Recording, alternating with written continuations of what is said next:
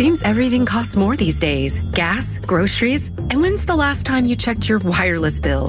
Yikes. When it comes to big wireless, if you're staying, you may be overpaying. Switch to Consumer Cellular and get the same fast, reliable nationwide coverage without the big wireless bill. Plans start at just $20 a month, and that's not a short-term promo. But don't just take our word for it. Here's Jackie and Veronica, real customers. I didn't know that I could get something for a lot less money that was actually better than who I was with before.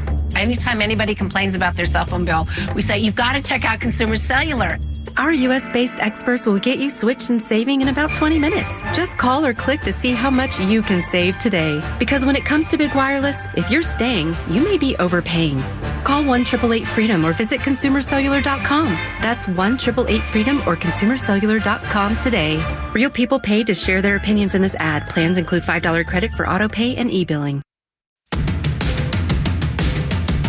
The Morning Extra, only on Extra 106.3. Morning, y'all. Tug and Los, along with Board Up, Captain Goalie, Virgin River. This is the Morning Extra. Some might call him Ho Virgin River. Ho Virgin River, yes. Well, I mean, that got brought up yesterday, didn't it? If we're bringing up, if he's Mexican, with the J, it's an H. Oh, got it. That didn't get brought up. All my friends in high school called me just Ho. Are you serious? Yeah, they call me Ho. Freaking look, the Oracle of Atlanta strikes again. I'm telling you. Whenever anyone says that, it blows my mind because I'm like, all my friends call me that. I have a new nickname, by the way. Yeah. Okay. I mean, it's El Pollo Diablo.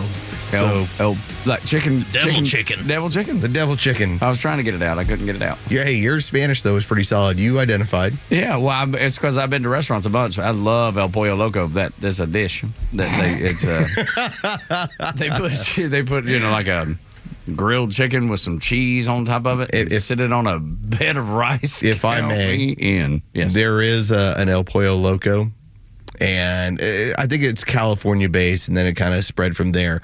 But it is, no offense, the whitest Mexican food you can possibly have. Oh, yeah. Well, most Mexican restaurants, they have a set of white dishes. It's like Chinese restaurants. I'm telling you, I grew up in San Antonio, Texas, and they would always put these over here, and that was like, here's our gringo section. Yeah, that's right. Yeah, they know. And quite honestly, I ate out of the gringo section most of the time anyway. I have Hispanic heritage. That's and I right. ate the gringo section. It's like the whole idea of menudo, like it's the boy band. No, but it is a boy band. Yes, but it's a Mexican soup, and it's made out of like the lining of pig stomach. It is one of the grossest things ever, and my family would be like, "This is amazing." I'd try, and it. I never did. I know, but I'd try it. My wife tried it. It was a test. Did she like it? No. Okay, well, never mind. When they first brought her to San Antonio, they're like, let's test this out on her. Let's test the gringo. So just understand that at certain restaurants, there is a gringo section. And I indulge in it, and I enjoy it, and I will tell you, I'm all about it. Dude, I think most... And by the way, it's the only thing you can pronounce. Right. If you can pronounce the food, it's gringo section. That's funny. That's right. And correct. What happens. And I love it. Chinese restaurants are the same way. We went, me and my wife and my sister-in-law, not Peeps. This was Aunt Heather. Now we have Peeps and not Peeps. That's right. It's funny. I don't know how it came about, but one day I was like, hey there, and I just start, and then it stuck, so it's Aunt Heather, but I call her hey there. And so it's like, hey there. So anyway, a little background on who was with us. We went to a Chinese restaurant over in Gwinnett, over near Gwinnett Place Mall, that area. And I mean, when we went in, they're very kind. No one really spoke English. And we sat down at the table, and the waitress didn't really speak English. And we looked at the menu, and it was not in English. No chance. Had no idea what we were ordering. And they did have one lady that came out and tried to assist us. She was so sweet and so kind. And she kind of spoke broken English, but we figured it out. This is some of the best food I ever had in my whole life. I had no idea what I ate. Yeah. I couldn't tell you to this minute what I had. So the very authentic restaurants, whether it's Asian, whether it's Indian, whether it's Vietnamese, whatever the category, they will always have the one area of the menu where just point to it. Hush puppies. So I don't know what any of this stuff is. Chicken but that fingers. one says chicken fingers. And you're like, I'll okay, take it. I got that. Give me that. That one's mine. Yeah, that's right. It's a step up from kids menu. That's right. Yeah, barely. But it is barely. They're not going to be able to pronounce this or know what any of this stuff is. Let's make sure to make that available for them. That's right. Absolutely. Dude. And I'm happy for it. Me too. God bless you. Thank you. This is not a slander. This is not a slight. This is much appreciation trying to be shown with the utmost respect for the folks who are kind enough to hold my hand through trying to order. Like I am 6 years old, They're like, okay, Mr. Gringo white dude, Mr. Gringo white dude. Here, you'll like this, I promise. And sure enough, by golly, it was for good. instance, if you're ever in San Antonio, Texas, and by the way, they do have the Final Four this year. So there'll be people that'll travel. There, Hey, Auburn looks good. There's an opportunity for Auburn to get there. There's a handful of other SEC teams to get there. So if you're ever in San Antonio, if you stay down, most of you are going to stay on the Riverwalk. That's fine. Do it. But there's a place several miles down the road called Mi Tierra. And now that place it's the tourist trap, but it's good. Okay. And it serves, it serves a breakfast, a lunch, and a dinner. When their menu starts off with huevos rancheros. Yes, sir. All right. Yeah. That's how we know we're starting out the right way. Yeah. God. And the entire menu, that's the way it looks like.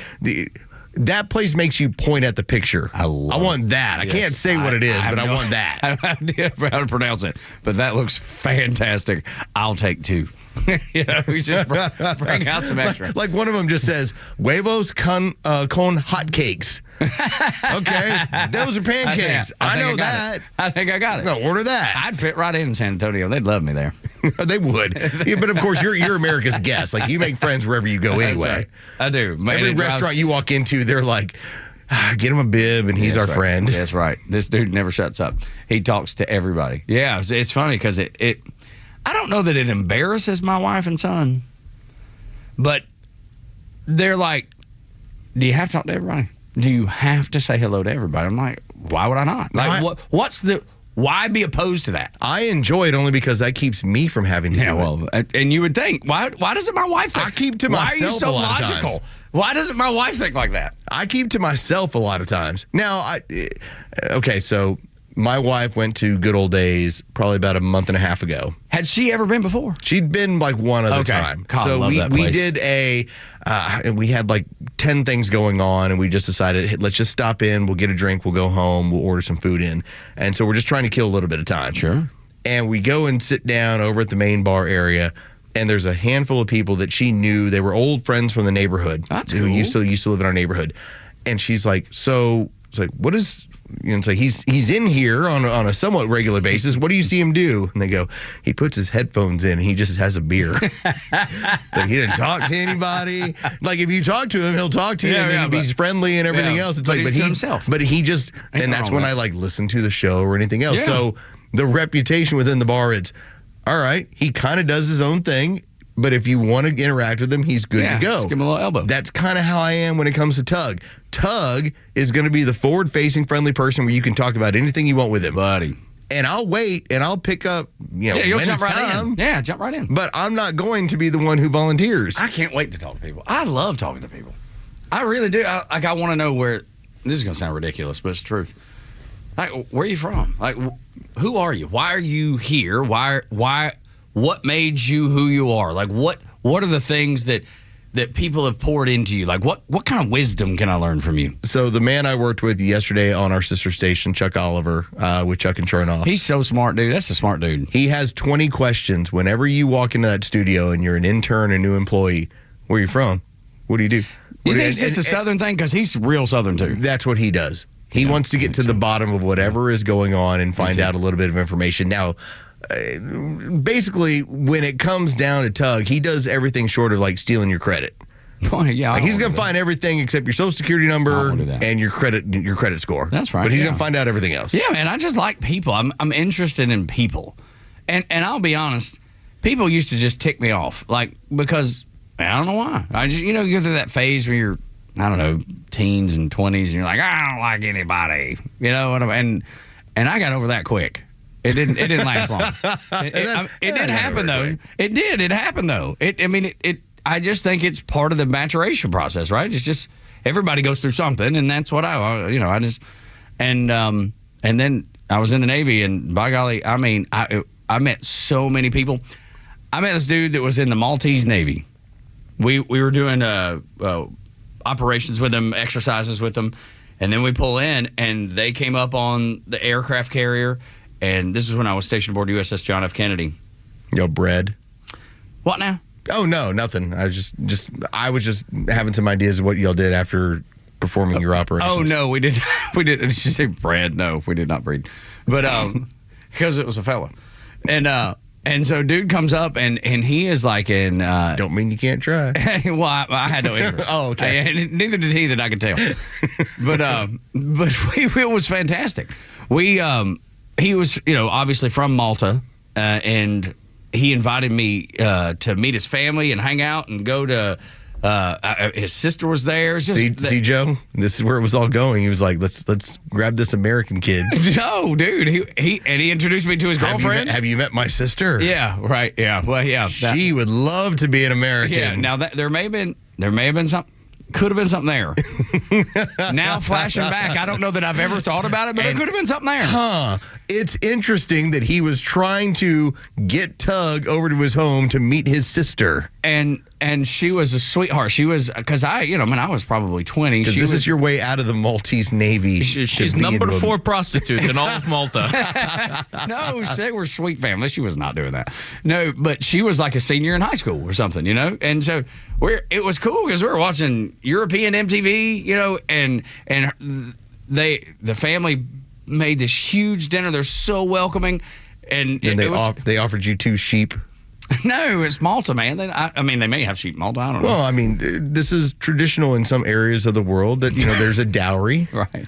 And sometimes it's sheep or cattle or something along these lines. They did not offer any. They just offered up a warm meal. And I just love that Tug was so ignorant of this walking into it and then walking out of it. He's like, it took 30 years, 20 years to go. It's the truth. It never even crossed my mind. This is what they really were looking to do. They may have been. Yeah, may have been. And so anyway. I offer you 4 sheep and 2 cattle. And my daughter.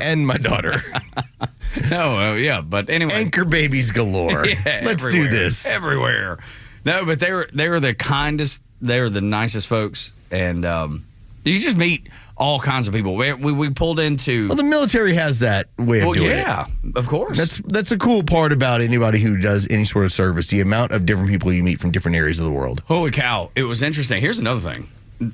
Because of the fact that the Greeks and the Turks hate each other, despise each other, and have for thousands and thousands and thousands of years, there's no way. And me, I'm just everyday Joe. Trying to explain it, why y'all hate one another? Why don't you just let it go? And they're like, hell no. Why do you just let it go? Hell no. And so much so, get this, when we would pull into one port from the other, because we would leave like Rhodes, Greece, the island of Rhodes, and go over to Antalya, Turkey.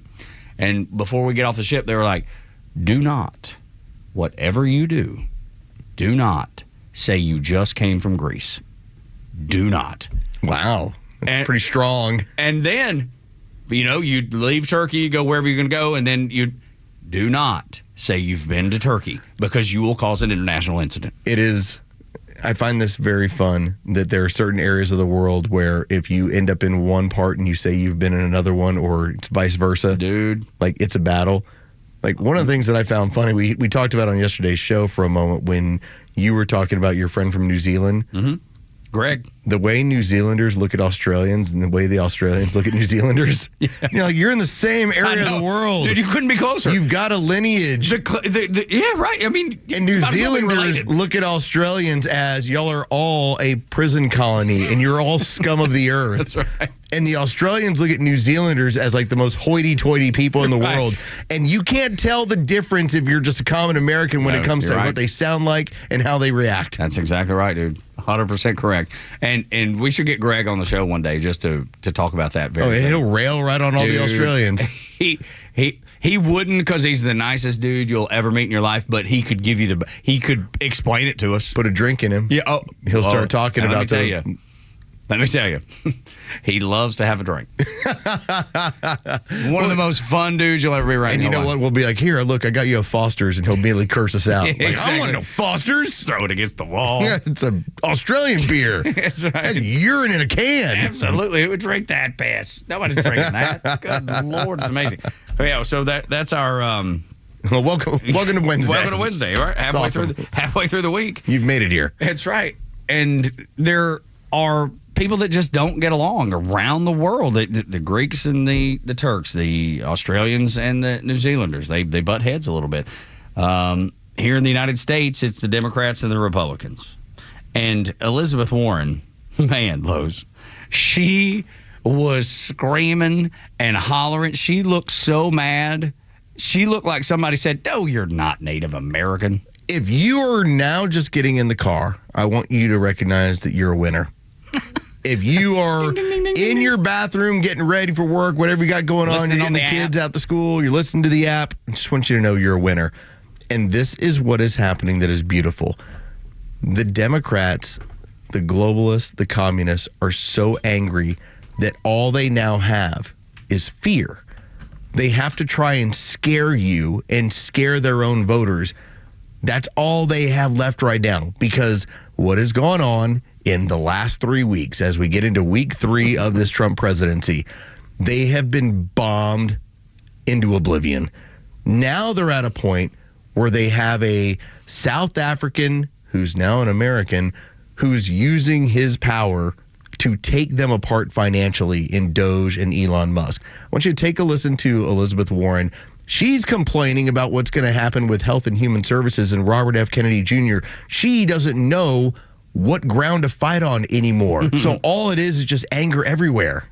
This is not only about a private company that gets sued and has to pay out. Vaccine manufacturers often operate on very slim profit margins. If they get sued repeatedly and successfully, they simply move out of the vaccine space. We've already seen this happen with vaccines in the past. 20 years ago, we watched vaccines just move away if they did not have protection from these kinds of lawsuits. The consequence of Mr. Kennedy's ability to make those lawsuits easier is also the ability to shut down access and manufacturing for vaccines for every one of us. She spent the morning complaining about Robert F. Kennedy Jr. getting out of the Finance Committee to go to a general vote in the Senate to be the HHS secretary. Then she went and spent the afternoon complaining about Elon Musk and what he's doing to the Democrats' piggy bank. This is a wonderful time. And what's going to today bring? I don't know. We said it yesterday. There'll be something new today. There'll be something new today as well. It's like a fun roller coaster at Six Flags. You know, it's just so much fun. You're waiting on the next drop, and you're waiting on it to go faster around the curves, and you love it. You're screaming and having fun. That's what this feels like to me a little bit. You know, when you're telling me that, and when you played that, Los, y'all know the GIF or the video of Jack Nicholson, and I don't remember what movie it was from. Maybe one with Adam Sandler. I don't know. Remember the one where he's just shaking his head with the evil grin, and he's just shaking his head, and I'm like, anger management. Yes. And I love that in the seafood restaurant. It's like, yes, do it. When me. She's saying that, I'm like nodding my head. Yes. It's exactly what I voted for. It's a wonderful time. Isn't it great to be alive? You're all winners. Who would have thought 6 months ago that we would be standing on the mountaintop? Who would have thought? I mean, I knew it was going to be good, but who knew it was going to be this good? There's no way you could have known it was going to be this good. Talkmaster Neil Bortz is up next on Extra 106.3. This is the Morning Extra. The Kimmer Show is only live on Extra 106.3 every weekday afternoon on your drive home. I have it on good authority that Flounder and Veronica thought long and hard for about 15 seconds to have you officiate. I could have done 20. I could have done it. If the guy backs out, I can still do it. It'll be our backup. You'll have two backups there. The Kimmer Show, every afternoon from 3 to 6 p.m. on Extra 106.3 and the Extra app. Military veterans are eager to transfer their skills and experiences to civilian life, but lack trusted connections to expedite their path to success. The civilian world can be confusing, and veterans do not need to journey through it alone. When you reach out to the Warrior Alliance, we will guide you to the best-in-class resources that can lead you toward renewed purpose after serving our nation. Find out why thousands of warriors have found success after service after engaging with the Warrior Alliance. For assistance, go to thewarrioralliance.org or call 404-210-1776. Hey, it's a Kimmer. Okay, you're driving along. Suddenly you hear that horrible sound of metal and crunching. It's an accident. Even if it's a little minor fender bender, man, it could be a nightmare. First, obviously, take care of yourself. But before you make a deal with an insurance company or anybody else, call David Van Sant with Van Sant Law. You know why? Because he used to work for the insurance company, so he knows how to get the right settlement and right away. Van Sant Law. Don't forget, if you don't get paid, they don't get paid. Protecting your interests. Insurance is great, but it's complicated. 855-GA-INJURY or vansantlaw.com. Hey, Georgia neighbors, it's time to expect more from your Medicare Advantage. Discover Sonder Health's custom plans tailored just for Georgians. Saunders offers unique benefits, including special plans for those living with chronic conditions. Some plans even come with grocery or gas benefits to support your overall well-being. Sonder Health makes it easy to get the coverage you need. See for yourself what today's Medicare Advantage can do for you. Visit SonderHealthPlans.com, a healthier state of life. Sonder Health Plans is an HMO and PPO with Medicare contracts. Enrollment in Sonder Health Plans depends on contract renewal. True Prep, Atlanta's leading preparedness store, has two incredible deals going. The Smith & Wesson M&P 15 Sport 3 AR-15 for just $649, featuring a mid-length gas system, 15-inch M-LOK free float handguard, and 30-round P-Mag. Choose a Smith & Wesson cap or 16-ounce tumbler free with purchase. Plus, get 1,000 rounds of check-made brass case Boxer Prime 223 ammo for only $399.99 or 20-round boxes for just $8.99 each. For directions, visit us online at trueprep.com. That's TRUprep.com. True Prep. Prepare today for a worry-free tomorrow. Hi, I'm Chris Lalamia, owner of the Trusted Toolbox. Are home repairs piling up? Are you feeling overwhelmed? Relax. We've got you covered. From drywall dings and leaky faucets to deck repairs and trim replacement, we're your one-stop shop for everything for your home needs. No more juggling multiple contractors. Just call us at the Trusted Toolbox and we'll handle it. Your home deserves the best, and we don't want you breaking your back trying. Call the Trusted Toolbox today at 770-623-3097 or visit us at thetrustedtoolbox.com. The Trusted Toolbox, your one-stop shop for home repairs and more. The stories that matter to you. These are your Georgia headlines. Good morning. These are your headlines for Wednesday, February 5th. A Carrollton man is in some trouble after officers arrested 70-year-old Victor North. He is charged with running a pill mill from his home in Carrollton. He was found with over 1,800 pills, including oxycodone, hydrocodone, and tramadol, and more. There is a turning tide to be aware of as Cobb County and the state are cracking down on the lucrative illicit massage industry. Cobb County is reporting that they have been going around to different places to find massage therapists that do not have a license. A little cooler weather is expected today after the warmest day of the year so far. You can expect to have the weather reach into the near 70s. For your headlines, it's Carlos Medina with Extra 106.3 FM. I love talking to Neil Bortz. It makes my day, and I'm glad that he is here on Extra 106.3, and we wish him a good morning. Neil, what is up? Are you married? Yes, sir, for 24 years in April. Well, okay. Well, I can see why talking to me would make your day then. You know, that's ugly, Neil. It's funny that Neil brings that up because I have friends that were such huge fans of his show and his career that this is the moment where they're like, man, you get to talk to Neil every single week. I'm like, God, I have no idea what we're going to get into either. It's true. It's true. But by the way, congratulations on 24 years. There is no better status symbol in America than a long-term marriage. Agreed. I agree with that. And front office Los, Carlos is, I mean, you're at 18 years, right? Yeah, 19 coming up later this year. First or second? First and only so far. Right. We'll look forward to the next one. We're trying to catch up with you and the Queen. Well, Don and I both got rid of our bad habits with the prior marriage. Oh, got it. Well, but look, you figured it out, and now you're sailing in the right direction, and have been for a long time. We're in our 52nd year right now. Gosh, congratulations. That's amazing. Okay, I always try to come up with something you people don't know about. I never succeed. Never succeed. David Hogg. Yes. What about him? I mean, he's obviously going to be part of the DNC, and he's a knucklehead. Oh, damn it, I thought I had something. Well, come on, Neil. I bet you can do better than that. Come on. David Hogg, the vice chairman of the DNC. Yeah, that's a joke. And his whole thing about whatever, the Parkland High School, he wasn't anywhere near that shooting. You know, he was in a completely different building. He was nowhere near it. But what a little hatchet-faced phony. But okay. Anyway. Well, and Neil, 3 years ago, he tweeted out about how he's so politically toxic that's why he's not aligned with any politician. No one would use him as part of a campaign, and so now the DNC turns to him to help put them in the right direction. Well, they're not doing anything right. Okay, Dallas, Texas. Dallas, crime. Okay. Blue City, tough. It's a blue city, so yeah, lots there probably. No, it's not. Dallas, Texas is one of only 2 top 10 cities that is actually making a headway against crime, seeing a reduction in crime. Okay. Republican mayor.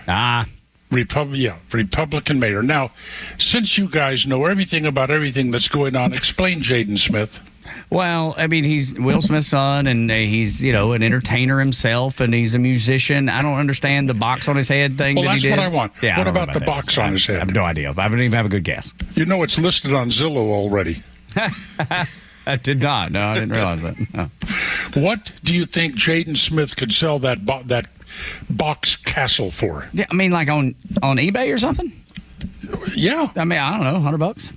$100? I don't know, $100. I guarantee that there's somebody out there that would pay over $1 million for that box. And the reason I believe it, I mean, we did see somebody who sold a piece of artwork that was a banana that was taped to a wall. So, yeah, why not?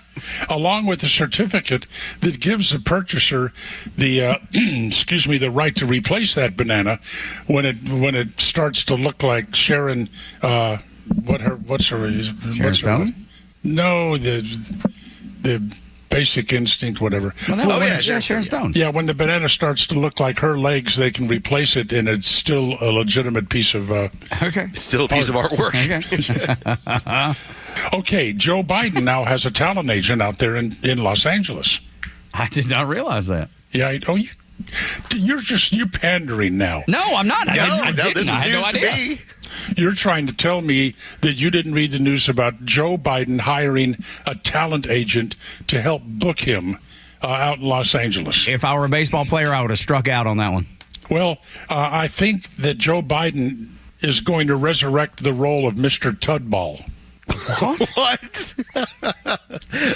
Let me go to my Google device. Okay, you guys don't know who Mr. Tudball is. I'm doing a Google search right now. I am so old. Mr. Tudball and Mrs. Wiggins. Mrs. Wiggins. Carol Burnett show. Okay. Yeah. And it was crazy because my daddy and mama loved the Carol Burnett show, and I watched the reruns with them, back when TBS would air them. Well, the great thing about the Carol Burnett show was how Tim Conway absolutely owned that other dude. Harvey Korman? Yeah, God. Yeah, he would make him laugh so uncontrollably. And that was what made the skits so good, right? Because they couldn't hold it together. The dentist skit. Yeah. Now, yeah, that's right. That was a great one. Well, the best one was about the Siamese elephants. Okay, I don't know the thing, and I know that one. Okay, I'll make it quick. They're playing some sort of a game, and you've got Dick Van Dyke, actually, not Harvey Korman. Then you have Tim Conway, Mama. What's her name? Lawrence. Vicki Lawrence. Vicki Lawrence. And they're all playing this game, and all of a sudden, Tim Conway goes into a story about how he went to the circus and saw some Siamese elephants. Okay. And he goes through this long story about they're joined at the trunk and the pitiful life they led, and they couldn't go like an elephant. They could just go snork. and finally, Carol Burnett goes to Vicki Lawrence, and she says it's okay. It's you're supposed to read this clue, whatever game it was. And she decided it was time for her to step out and do something bold. So she said, "Well, is that little a-hole through yet?" 1977 is the time period for the sketch. Watch it sometimes. It's magic. Okay, serious stuff. Is it my imagination? Did I dream something last night, or is it the drugs I've been taking? Could be either.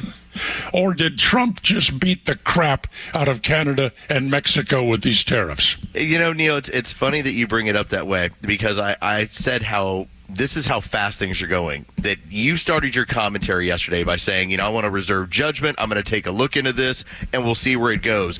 Not 5 or 6 hours later, both countries had capitulated and said, okay, this is what we're going to do to help border security. It's hard to take a Neil Bortz commentary and basically turn it on its ear in the span of about 4 or 5 hours. I know, but I read the legacy media. I don't hear anybody giving Trump any credit except the Washington Post giving Trump any credit at all for backing down these two countries. Why would they? I mean, what would lead you to believe that somebody was going to? Well, they wouldn't, because it enhances Trump's reputation and makes Democrats look bad. So the average American that doesn't read the New York Post, the average American doesn't read the New York Post, they're not going to have a clue. They're not going to have a clue that Trump actually reached a good measure of success off of these tariffs. So let me ask you this, Neil. Have you always been in favor of the tariffs? Do you feel, and I know it's everything in the world's not black or white. I get that. But there was never a point that I was like, no, these tariffs are a bad idea. Where did you fall on that? Well, I'm still not convinced that they are the primary weapon in Donald Trump's quiver. Look up quiver. Yes, I know, like you put the arrows in. That's right. Yes, sir. I'm still not convinced but a couple of weeks ago, I did a commentary where I told people that Donald Trump is going to work hard to fulfill his promises to the American people, and it's going to hurt. That he will make some moves that are going to hurt the average American. Agreed. And you have to just say, look, we're so far down the slide to hell that solutions are going to be painful. We have to acknowledge that and accept that. It's like exercise, Neil. Yeah. What's that? Yeah, exactly. Well, that's what most people don't know. That's a good point, because we're all obese and overweight. Yeah. But that's the thing. Exercise, it takes effort. It takes the stick-to-itiveness you have to work through, and it's not comfortable in the beginning, but the results will be. Yeah, like extend your life. And the results with some of Trump's actions are going to be difficult. I mean, the actions will be, what are the results? Maybe extend the life of our republic. And it's, cars are going to cost $3,000 more. Don't buy a car. Yeah, that's pretty simple. The newest car that Donna and I have is 7 years old. Don't buy a new car. The oldest one is, 10 years old. That's the Toad.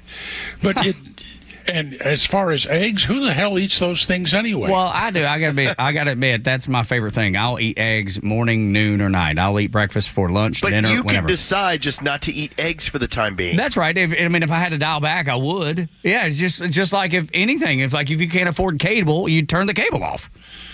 Well, my mom made me eat eggs, so I just cannot. They're disgusting to me. What? Oh.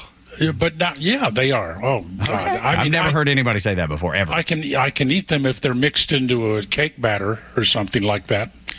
But I like eggs one way, and that's hash browned.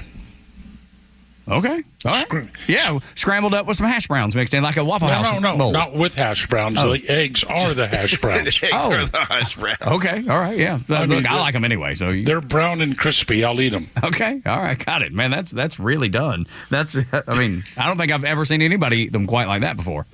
Well, at the restaurant I used to frequent in Atlanta, they had a special pan in the back kitchen that they would use to cook my eggs because it just destroyed the rest of their Seriously, this is Neil's burning pan. Y'all go get it. Yeah, exactly. Neil's pan. Exactly. I love okay, now Phil Murphy. Okay. Governor of New Jersey. Yes. Yes. He said that he had an illegal alien living in a room above his garage and dared ICE to come get him. Right. It was a lie. He didn't. That's a big backlash over that now. Okay, so I didn't know that was a lie. I knew the story, but I didn't realize there was resolution to it. No, there is no alien. I mean, his staff had to backtrack that so quick. There is no illegal alien living above Phil Murphy's garage in New Jersey, so we can set that to rest right now. That is such a weird flex that I'm seeing from that end of the political spectrum, where you have these people that keep trying to tell you, well, I happen to have this person and they're illegal and I will protect them. You're basically telling me you have an indentured servant that you don't pay as you would pay a regular American, and you're proud of that indentured servitude that you have over someone. There's a great picture that appeared on the internet, speaking about don't pay them. It showed a whole bunch of Tren de Agua criminals, illegal aliens, covered from head to toe with tattoos, mean, nasty-looking human beings. And the caption underneath it said, "We're just here to pick your fruits and vegetables." Okay. That's right. Yes. That's all. They're just here to help. But ask the people in Aurora, Colorado, if that's the truth. Yeah, and that's another thing.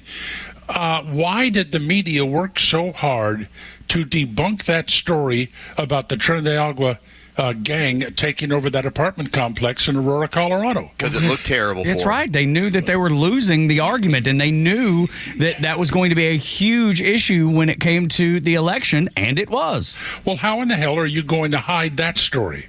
I mean, there was video. There's everything you needed to show them taking over that apartment complex, yet the media and the mayor of Denver said it's not happening, the governor of Colorado. It's not happening. Obviously it was. I mean, does the leftist mainstream legacy media, whatever the hell they call them, do they actually believe that they can lie this boldly to the American people and get away with it? I believe so. They don't realize that there's other ways to do, some just investigative work. Be like, okay, let me run to Twitter. Let me just see what's going on there. And then it's everywhere. So they still believe that they have the influence over the majority of the American people. But nobody's watching CNN. Nobody's watching MSNBC. They don't yet realize that they have little to no influence anymore. Why? Why don't they realize that? I can't don't they pretend to know that.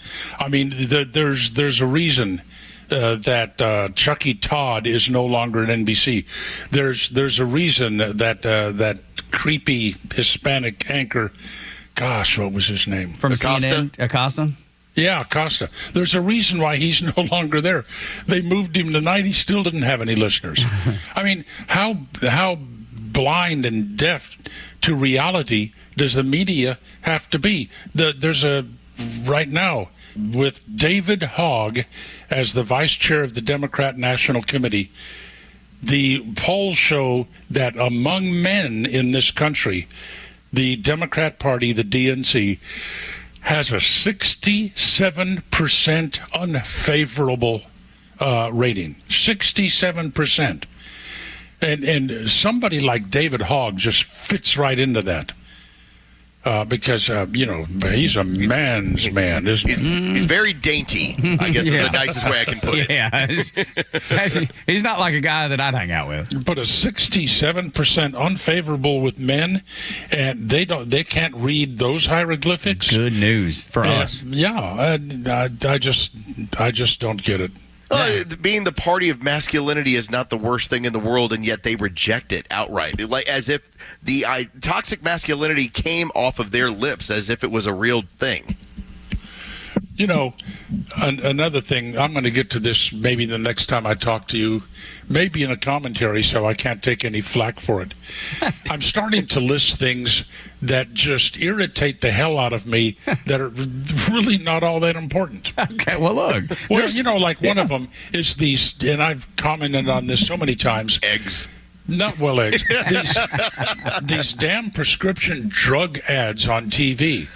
Take our drug and your life. You're going to go indoor skydiving. You're going to hike in the mountains. Everything is going to be wonderful for you.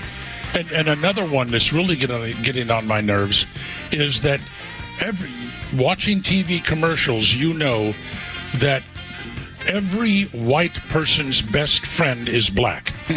Right. Yep. They got to check all the boxes. They got to make sure they make everybody happy and everybody's welcome. And you cannot have a party in your home unless half of the people there are black. Just like real life in America. Oh, gosh. Good Lord.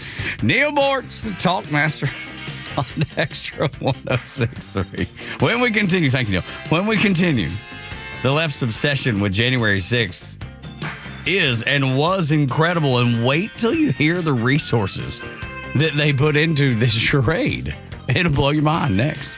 On the Morning Extra, Tug and Los, until 10.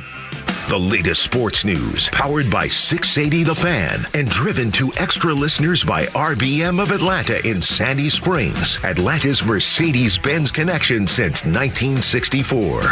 In college hoops, the Georgia Bulldogs have lost 6 of their last 10 games. Now, after a strong start to the season, they stand with a 15-7 record. The Hoop Dogs play the 12-9 LSU Tigers tonight at 9 in Athens before facing 5 top 25 teams in a row to compete for a chance at the tournament. And the Georgia Tech Yellow Jackets beat the Clemson Tigers last night 89-86 in triple overtime. They won on the back of Nathan George, who scored 28 points playing for 55 minutes. For Extra 106.3 Sports, I'm Joe Virgin. Probably because the last few days have been so comfortable, you've not thought one time about the heat being on or the air conditioning not being on. You just didn't think about this. It's been so comfortable. The last thing on your mind is your heating and air. But when it gets back, because I saw a meme the other day that says, we're in false spring because we've got the cold snap that always happens.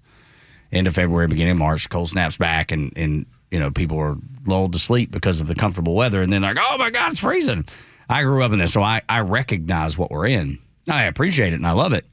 But the reason I bring it up is because you've not thought about your HVAC. When that time comes, and it does, that cold snap comes back, you'll be like, oh my gosh, we're running the HVAC, and I forgot. It's not working. Remember, it's making that weird sound. We got to get it fixed. We got to get checked out. That's where Central Heating and Air Conditioning comes in. They can fix any HVAC machinery. Doesn't matter what brand. Help me, Tug. Oh, see, I can help you. HVAC, here. It's hard. Doing chest compressions out there with the HVAC. Call somebody, Tug. Thank you. I'm glad you said that. Call Central Heating and Air Conditioning. Chuck and his team can repair that HVAC, even when it sounds like it did. Now I feel back to normal, thank you. Ooh. See, now you want that bold-sounding HVAC, and you get it with Central Heating and Air Conditioning. If you need it fixed, they can fix it. If you want it maintained, they can do that. If you need a new system, winter white sales going on right now. Save $2,000 on a new Carrier system. It all starts with a quick phone call to Central Heating and Air Conditioning, 770-GET-HEAT, or go to centralheat.com. Hey, Georgia neighbors, it's time to expect more from your Medicare Advantage. Discover Sonder Health's custom plans tailored just for Georgians. Saunders offers unique benefits, including special plans for those living with chronic conditions. Some plans even come with grocery or gas benefits to support your overall well-being. Sonder Health makes it easy to get the coverage you need. See for yourself what today's Medicare Advantage can do for you. Visit SonderHealthPlans.com, a healthier state of life. Sonder Health Plans is an HMO and PPO with Medicare contracts. Enrollment in Sonder Health Plans depends on contract renewal. Have you thought about securing your hard-earned assets? Do you have concerns about the future? Protecting assets is crucial, and that's where Nelson Elder Care Law excels. As a family-owned and family-focused firm, we provide absolute assurance and peace of mind through our trademarked Absolute Protection Trust, tailored services in estate planning, probate administration, Medicaid crisis solutions, guardianship, and conservatorship. Our goal is to exceed your expectations and empower informed decisions. Visit NelsonElderCareLaw.com for asset protection and peace of mind. Join A Second Chance Bail Bond CEO Daniel Madelon and host Tug Coward for the weekly radio show Back Your Blue. They will highlight special initiatives, criminal justice programs, and community events aimed at keeping our communities safer. Tune in Saturdays at 10 a.m. to learn some good news about and from the law enforcement and justice communities. This week's guest is Daniel Madelon, owner of A Second Chance Bail Bonds. Tune in on Saturdays or catch up on all past episodes wherever you get your podcasts or at thepodcastpark.com. No one plans on going to jail, but But when it happens, it's important that you know who to call. Call A Second Chance Bail Bonds, where we believe everyone deserves a second chance. Whether your loved one's been arrested in Cherokee, Clayton, or any of the other metro Atlanta counties in between, A Second Chance Bail Bonds works fast to help expedite release within hours. A Second Chance. It's better to know us and not need us than need us and not know us. Call A Second Chance 24/7 at 404-BAIL-OUT or online at atlbail.com. The Extra 106.3 app is your live connection to the station, streaming free across Georgia. But it's also loaded with all our original shows and podcasts. Listen to exclusive shows from Janelle King, Ben Burnett, and so many more. Grab the Extra 106.3 app now and start streaming. I have found it. I have found what I was looking for this morning. All of a sudden, I told y'all yesterday, all of a sudden my wife has taken an interest in Valentine's Day. It's just been, it's something in the last couple of years. Quality gift? What do we got here? Yes. And I was like, what am I going to get her? Yeah, for those who didn't hear this, now that your son is out of the house, it feels like Valentine's is now coming back to we're young lovers and let's do something nice. But not come back to, Los. The only thing is she never was into it. And now, yes, because Jacob's out of the house, the reasoning behind it is correct. But the fact that she never really was interested in it before, even when we were dating, she didn't care much about it. But I have found the perfect gift. Look at this. Oh, a toaster. No. Sweet. No, it's not. It's a refrigerator. Oh, a Dyson Animal. That is really good. Get her a vacuum cleaner. Oh, a flannel apron. That's nice. Oh, it's really sweet. Okay. Why are y'all lying? This is actually It's a refrigerator magnet. It's a refrigerator magnet that says Jerry and Laura adventuring together since 2001, Alpharetta, Georgia. Okay. It's like that's nice. Yeah, it's like those signs you see in national parks. It kind of looks like that's the feel of it. A personalized couple adventure together wooden refrigerator magnet. My wife got something very similar several years ago where it does say the Medinas, and it's down in our basement, and it has that same kind of wooden rustic look. Yeah. And it says established 2006. Yeah. Just acknowledging, all right, this is what we're doing here. Joey's like, that thing's huge. She's like, no, the picture's blown up so you can see it good on the, when you're ordering it. No, it's just a refrigerator magnet. Oh, something did special happen in the last week. Oh. Because we have been doing the exploration of selling our home and going down that road. Which is seemingly going well, by the way. It's crazy. My wife, for the first time in the now 14 years we've owned the home, it's probably happened once or twice, but she actually got out the vacuum and vacuumed. Wow, okay. That's my job. Like I normally, that's normally, I see. But she wanted to have lines in the floor a certain way for when the photographer came in to take pictures, so she vacuumed. She's like Ed Mangan over at Truist Park, making sure the lines are in the outfield looking right. It only took offering her a house that she wants to go get into to make sure she took care of the one she currently is in. Come on, she's taking care of it. She just didn't vacuum because that's your job.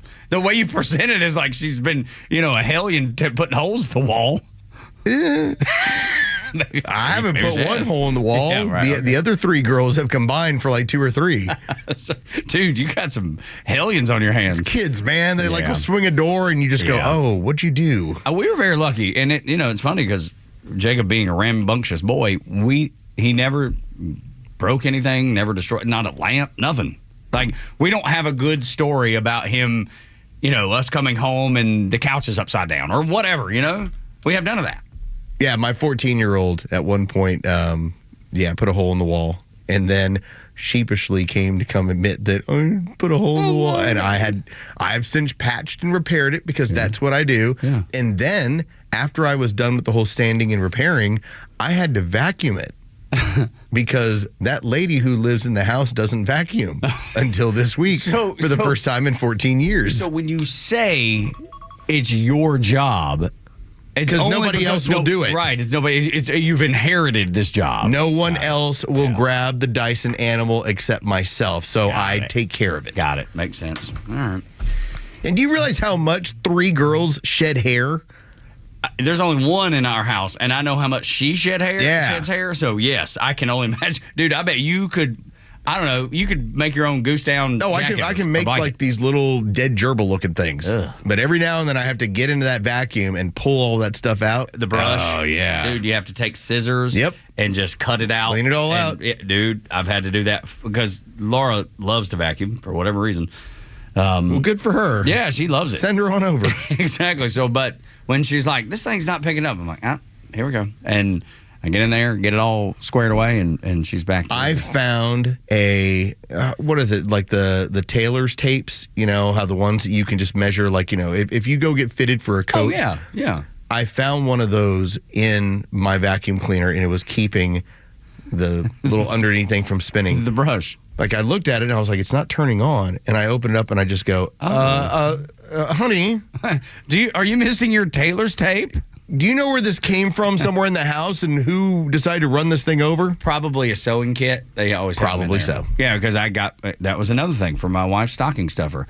She is really good at fixing little holes in shirts, and she just does good with that. I just love how much this is like, I got you a sewing kit and a vacuum. I didn't get her no vacuum. You're making that up. I'm talking about a magnet.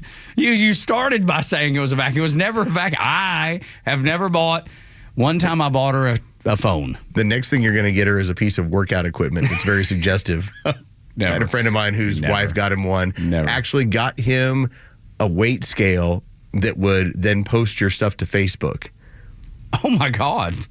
It's meant to shame. That's exactly. It's like you get on it in the morning and it's like, you know, congratulations, you're down another half pound or a quarter pound. And he's like, I don't want this on Facebook every morning. This thing you just automatically post. That's terrible. Wanted to stress him out a little bit. That's so bad. She was like, get on it. Yeah, you better get in there. You better lose this weight. Is it coming from a place of love, though? Because I will say that I've been trying to be more active, and I've been going to this little gym where a dude runs it. I've told you about him. He's a former Olympic wrestler and was a wrestler at Penn State. Very good. And I've been going there because my wife and son were like, hey, you know, you just got to, you work all the time. You don't exercise enough because you're always working. We just want you to be around. Was it like that where they're talking to you at dinner? No, she told him she's like, him. You are fat and we got to fix this. You got to quit being a lard ass. That's what she did. I'll just tell you, that woman, there's not a lot of tact in the way she goes about things. Well, sometimes that's helpful, though. And you know him. Oh, no. Did he used to work in this? He sure did. And he used to sit over at a board for hours on end. A dear friend of yours. And his wife let him know, you are not the man I married several years ago. We got to get that guy back. Do you think it would have, let's say he rejected that. Let's say he would have been like, oh, no. He doesn't say no to her. Oh, it's like that. It's like that. Wow. What she says goes. Wow. So she was like, you get on that scale and you tell the world how much you weigh right now. And he's like, yes, ma'am. Oh. And then we joked around about it. Then she got him a fat watch. What's a fat watch? Well, it keeps up with your steps and all that? It keeps up with all that, yeah. So and like then it reports to Facebook and everywhere else about what you're up to. And to her. She's got notifications set up. But now he's dropped the weight because, you know, he started stabbing himself with, you know, Ozempic. For $1,000 a month for the last like 10 months. But I mean, they're in a situation where it doesn't matter quite as much. It's just worth as long as he can get back to wherever he was. Yeah. Well, all right. Well, if it's gonna save your marriage, I guess that's good. Just bringing on osteoporosis a little bit too early. We should probably send him this segment. An email.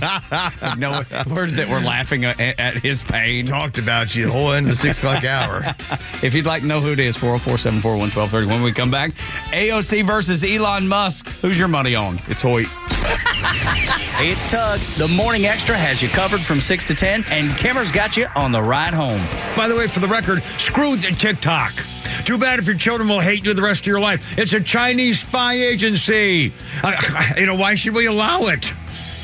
Duh. My God. I mean, isn't it that simple, really? Even the Chinese will not allow the TikTok app in China. All right, let me say that again. The Communist Chinese Party will not allow TikTok in China. Balance the scales here. What's worse? The Chinese military owning and operating that and spying on us by using it. Yeah, or demonic American popular culture being sent over to China. Yeah, oh my God. Well, let's see if I can't decide. I just can't decide.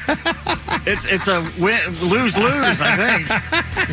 The Kimmer Show, every afternoon from 3 to 6 p.m. on Xtra 106.3 and the Xtra app. For half a century, glyphosate has affordably and effectively protected Georgia farmers' crops from invasive weeds. Without it, the impact would be felt beyond the fields, hitting Americans where it hurts, our wallets. That's why the Modern Ag Alliance advocates for farmers' continued access to essential crop protection tools so food prices don't rise even more. Get the facts at controlweedsnotfarming.com. Paid for by the Modern Ag Alliance in support of Georgia farmers. Convenience is defined as the state of being able to proceed with something with little effort or difficulty. Well, at RBM of Atlanta, we embody this philosophy. Meet our Mercedes-Benz pickup and delivery service. It gives you back time and money. Does your Mercedes-Benz need service? If so, we'll pick up your vehicle that's requiring service from your home or office and bring it back to our dealership for the required service. With over 100 appointments available every weekday, over 50 appointments on Saturdays, and more than 200 courtesy vehicles in our fleet, we're here to serve. We'll work around your schedule. We're here to save you time, energy, and money. RBM of Atlanta is a J.D. Power 2023 Diamond Dealer of Excellence for the customer sales experience and Georgia's only 9-time Mercedes-Benz Best of the Best winner. We're proud to be Atlanta's Mercedes-Benz connection since 1964. Pickup and delivery service restrictions do apply. Ask your service coordinator or service advisor for details. If you're looking for a great new gig, our friends at Atlanta Peach Movers are now hiring. No experience? No problem. Training will be provided through Peach University. And if you have verifiable experience, you can score up to a $500 sign-on bonus. Contact Orlando for more information at 404-640-1300. That's 404-640-1300. And get your new career moving with Atlanta Peach Movers. You know the old expression, I love it when a plan comes together? Well, with our First Liberty Notes, this has been so true. Hello, I'm Brant Frost, founder of First Liberty Building and Loan. You hear about our family's company all the time right here on the station. For over 30 years, we've been the local lender who said yes when the big banks say no. A couple of months ago, we opened up our First Liberty Notes program to Main Street investors just like you, and the response has been just incredible. Folks from airline pilots to physicians to even pastors are now earning 8 to 13% interest rates while helping to fuel the growth of local small businesses. If you're a qualified investor with a minimum of $25,000, you too could be earning 8 to 13% interest. We'd love to have you join our First Liberty family today. Go to FirstLibertyGA.com and see if our First Liberty Notes are right for you. Go to FirstLibertyGA.com. That's FirstLibertyGA.com. First Liberty Notes are not obligations of or guaranteed by any financial institution and are not secured by any collateral. They are not FDIC insured or guaranteed by any government agency. You could lose money. SEC accredited investor status must be verified. Securities not offered in any jurisdiction in which it is unlawful. WFOM and W292 EV Marietta, a Dickey broadcasting station. This hour is presented by Van Sant Law, vansantlaw.com. It's a radical new plan for Gaza where a ceasefire still holds. I'm Dave Anthony, Fox News. The U.S. will take over the Gaza Strip. And President Trump wants to demolish all the war destruction in Gaza and develop it into like a Riviera for the Middle East. And Fox's Jared Halpern reports from the White House. President Trump says he won't rule out deploying U.S. troops to support a U.S.-owned reconstruction of Gaza. We'll do what is necessary. If it's necessary, we'll do that. Standing alongside Israeli Prime Minister Benjamin Netanyahu, the president says he wants the U.S. to take ownership of Gaza and have Palestinians resettled in Jordan, Egypt, and elsewhere. And this is Netanyahu's reaction. He sees a different future for that piece of land that has been the focus of so much terrorism.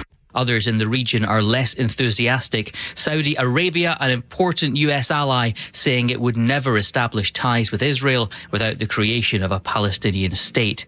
Rejection, too, from Gaza's neighbour Egypt and one of Europe's only mainly Muslim countries, Turkey. Hamas calling the plan a recipe for chaos. That's Fox's Jonathan Savage. President Trump just posted on Truth Social about Iran that it cannot have a nuclear weapon, adding, reports the U.S. and Israel will blow Iran into smithereens are greatly exaggerated, adding he instead wants a verified nuclear peace agreement with Iran. Another Trump post congratulates Pam Bondi, who will be sworn in today as Attorney General after the Senate confirmed Bondi last night. There's a manhunt for a gunman who went on a shooting spree at the warehouse where he works and then fled last night in New Albany, Ohio. It's a suburb of Columbus, Ohio. At least one person is dead and 5 others have been transported to local hospitals. The extent of their injuries remains unknown. The shooting happened inside a plant that makes cosmetics. Fox's Ashley Strohmeyer, a police officer shot dead in North Las Vegas, Nevada, when he confronted a gunman who was also killed in return fire. America's listening to Fox.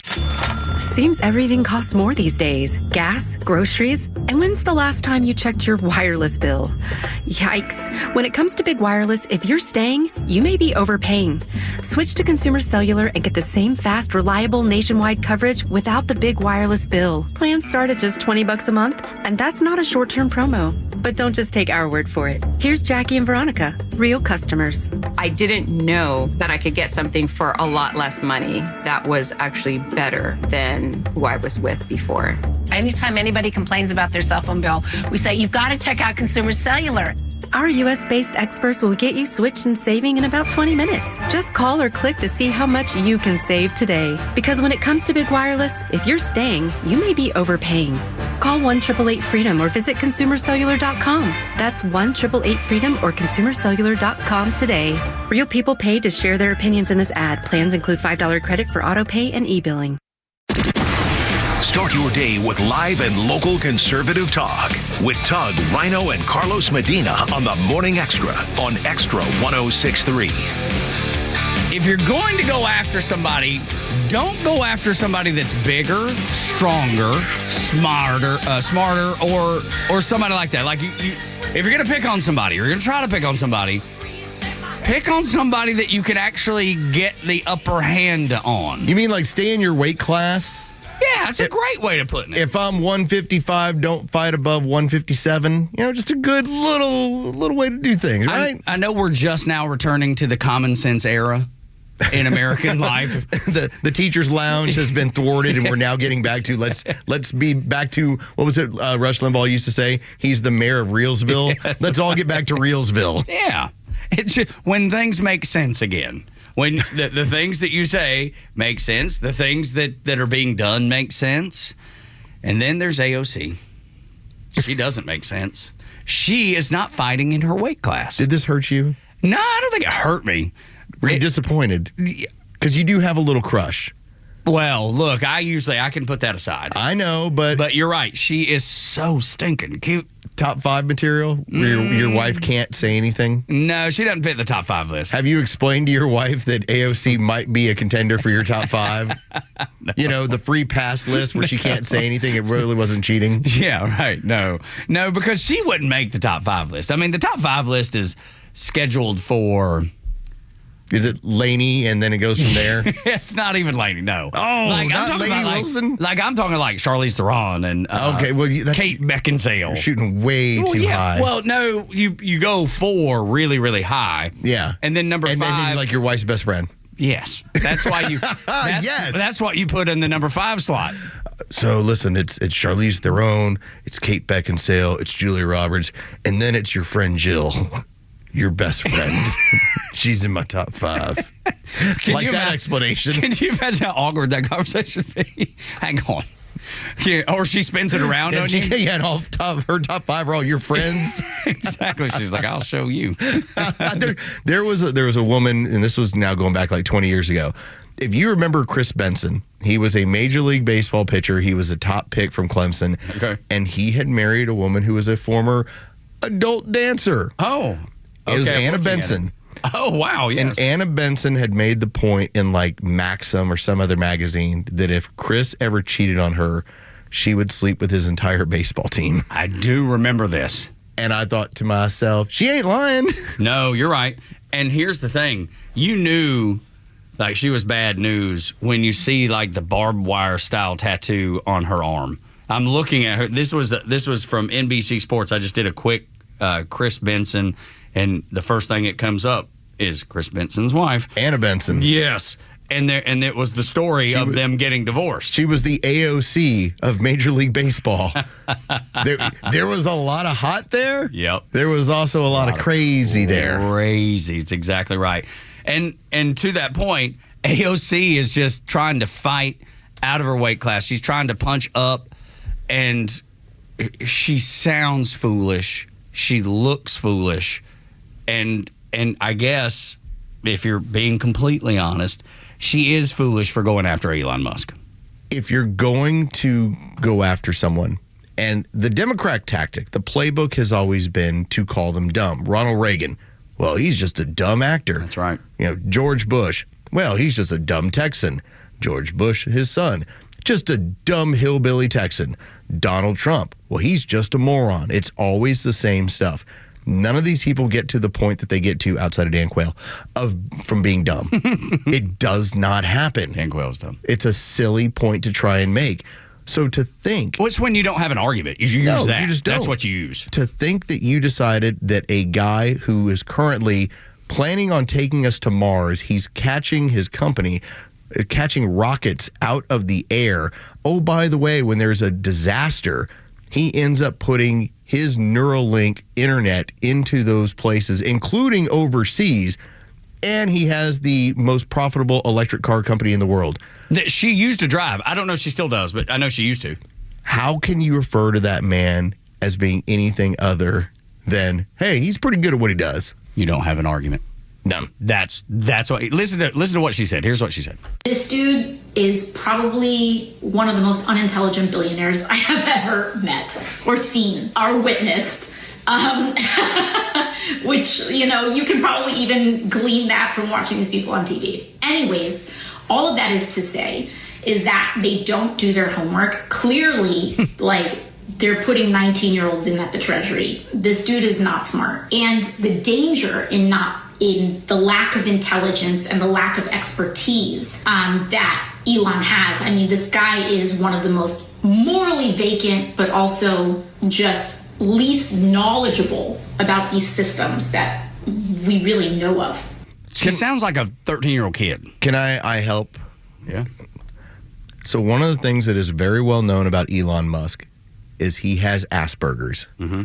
And part of when you have Asperger's is your brain is operating on such a plane. Now, granted, you don't experience the world the way everybody else does. A lot of times you're emotionless. A lot of times you have trouble emulating human emotions or being able to understand what somebody's going through and empathize with them. That's right. So part of what Elon Musk is doing is he's keeping it moving. And you know what he did? He went and found a handful of other people for Doge that were all 19 to 22-year-old geniuses, some with Asperger's, and said, let's dig into this information. And people who happen to have that particular set of characteristics, man, they are bulldogs when it comes to getting down to business. And they found all the piggy banks that the left had. Well, starting with USAID, exactly right. And it's moving from there. And that's why that's when AOC says, well, he's hiring 19-year-olds. You know who she's afraid of right now? The 19-year-old who cannot be stopped on finding this stuff. And has no dog in the fight. They're not tied to it emotionally. Right? They just say... Because they don't really have emotions. Well, but there's that. I mean, that's part of what you deal with. No, right. But what I mean is... That too. But what I mean is that they don't have some sort of connection that this is the way it's supposed to work. This is the way it's always worked. They look at it as, okay, here's the problem. I've got the solution. That's it for them. It's a job. It's a task. For me, because granted, I try and take emotion out of everything. But every now and then there is a topic where emotion comes into play. And what does that mean? That means that rather than me going from A to B, sometimes there's a to B to C because I got caught up in something emotionally. Other people, it might be an A to B to C to D to E to F. Oh, gee, okay, now I finally made it over here. Elon Musk is linear. He's A to B on almost everything he's involved in. So why wouldn't he go get the people that think exactly the way and operate exactly the same way he does? They don't get caught up in the emotion. They don't get caught up in the politics. Here, where's the money? Where's it going? And that's what they're doing. That's what scares the Democrats so much. He's got a team of a bunch of Elon Musks. It's like if a person came in here to Dickey Broadcasting and they said, we want to do an audit to make sure we're doing the right things, make sure that everything lines up, everything flows the way it's supposed to. Not that we think anybody's doing anything wrong. We just want to make sure that we're making solid, sound decisions financially. Let's do an audit. And that person is not going to have the emotion of the people that work here, right? No. Because they're so close to it. They look at it and say, hey, you might want to take a look here. You're spending money. You're paying for, Xfinity TV, yet you have the ability to watch TV free with Pluto. I don't know, bad example, but you see what I mean. Like, for instance, when I cut the cord, I recognized that I was spending $2,400 a year on TV that I was predominantly not watching. Right. Okay, it's time to get rid of it. That's taking the emotion out of it. Doge is not unlike this. That's exactly my point, is that these kids, these 19-year-old kids who are freaking brilliant, are able to look at the situation and strip away that emotion and say, here is the bad decision making. Here's where the money can be reduced. You don't have to waste money on this. Here's where the money's being spent twice or overlapping. And the Democrats, specifically the Democrats, because they're the ones melting down about USAID, and this is just the beginning of their meltdown, I promise you. They're looking at it as, oh my God, they're taking away my honeypot. They're taking away my piggy bank. That's piggy bank. There's so many ways to slice off the top to get that money coming back your way. But the money only comes back your way if it goes out. Taxpayer money has to go out before it comes back in. It's a simple concept, but that is how the Democrats have been operating with this organization. We send money out, a portion will come back in, and that's going to keep us in power, or that's going to keep us competitive in our races. What movie was it? Get ready, Joe. Well, yeah, Here we go. Help me. All right. When the main character, they were just taking a penny from the company that they worked for. Office Space. Exactly right. Joe and I are both like, it's Office Space. Mike Judge, Office Space. Yes, they were taking, it was like a quarter of a penny per transaction, and within a month they're like, oh my God, we've stolen $10 million from the company. That's what the Democrats are doing. Yeah. With USAID and every transaction, we got some coming back. Something coming back to us, and that's why they're so livid about you knowing. And AOC, that's just a good example of a Democrat who the marching orders, especially when it comes to some of these companies that they depend on taxpayer money coming out to them so that they can execute whatever business they're going to do around the world, generally in the interest of the CIA, and then they're going to make sure to send that money back over to Democrats.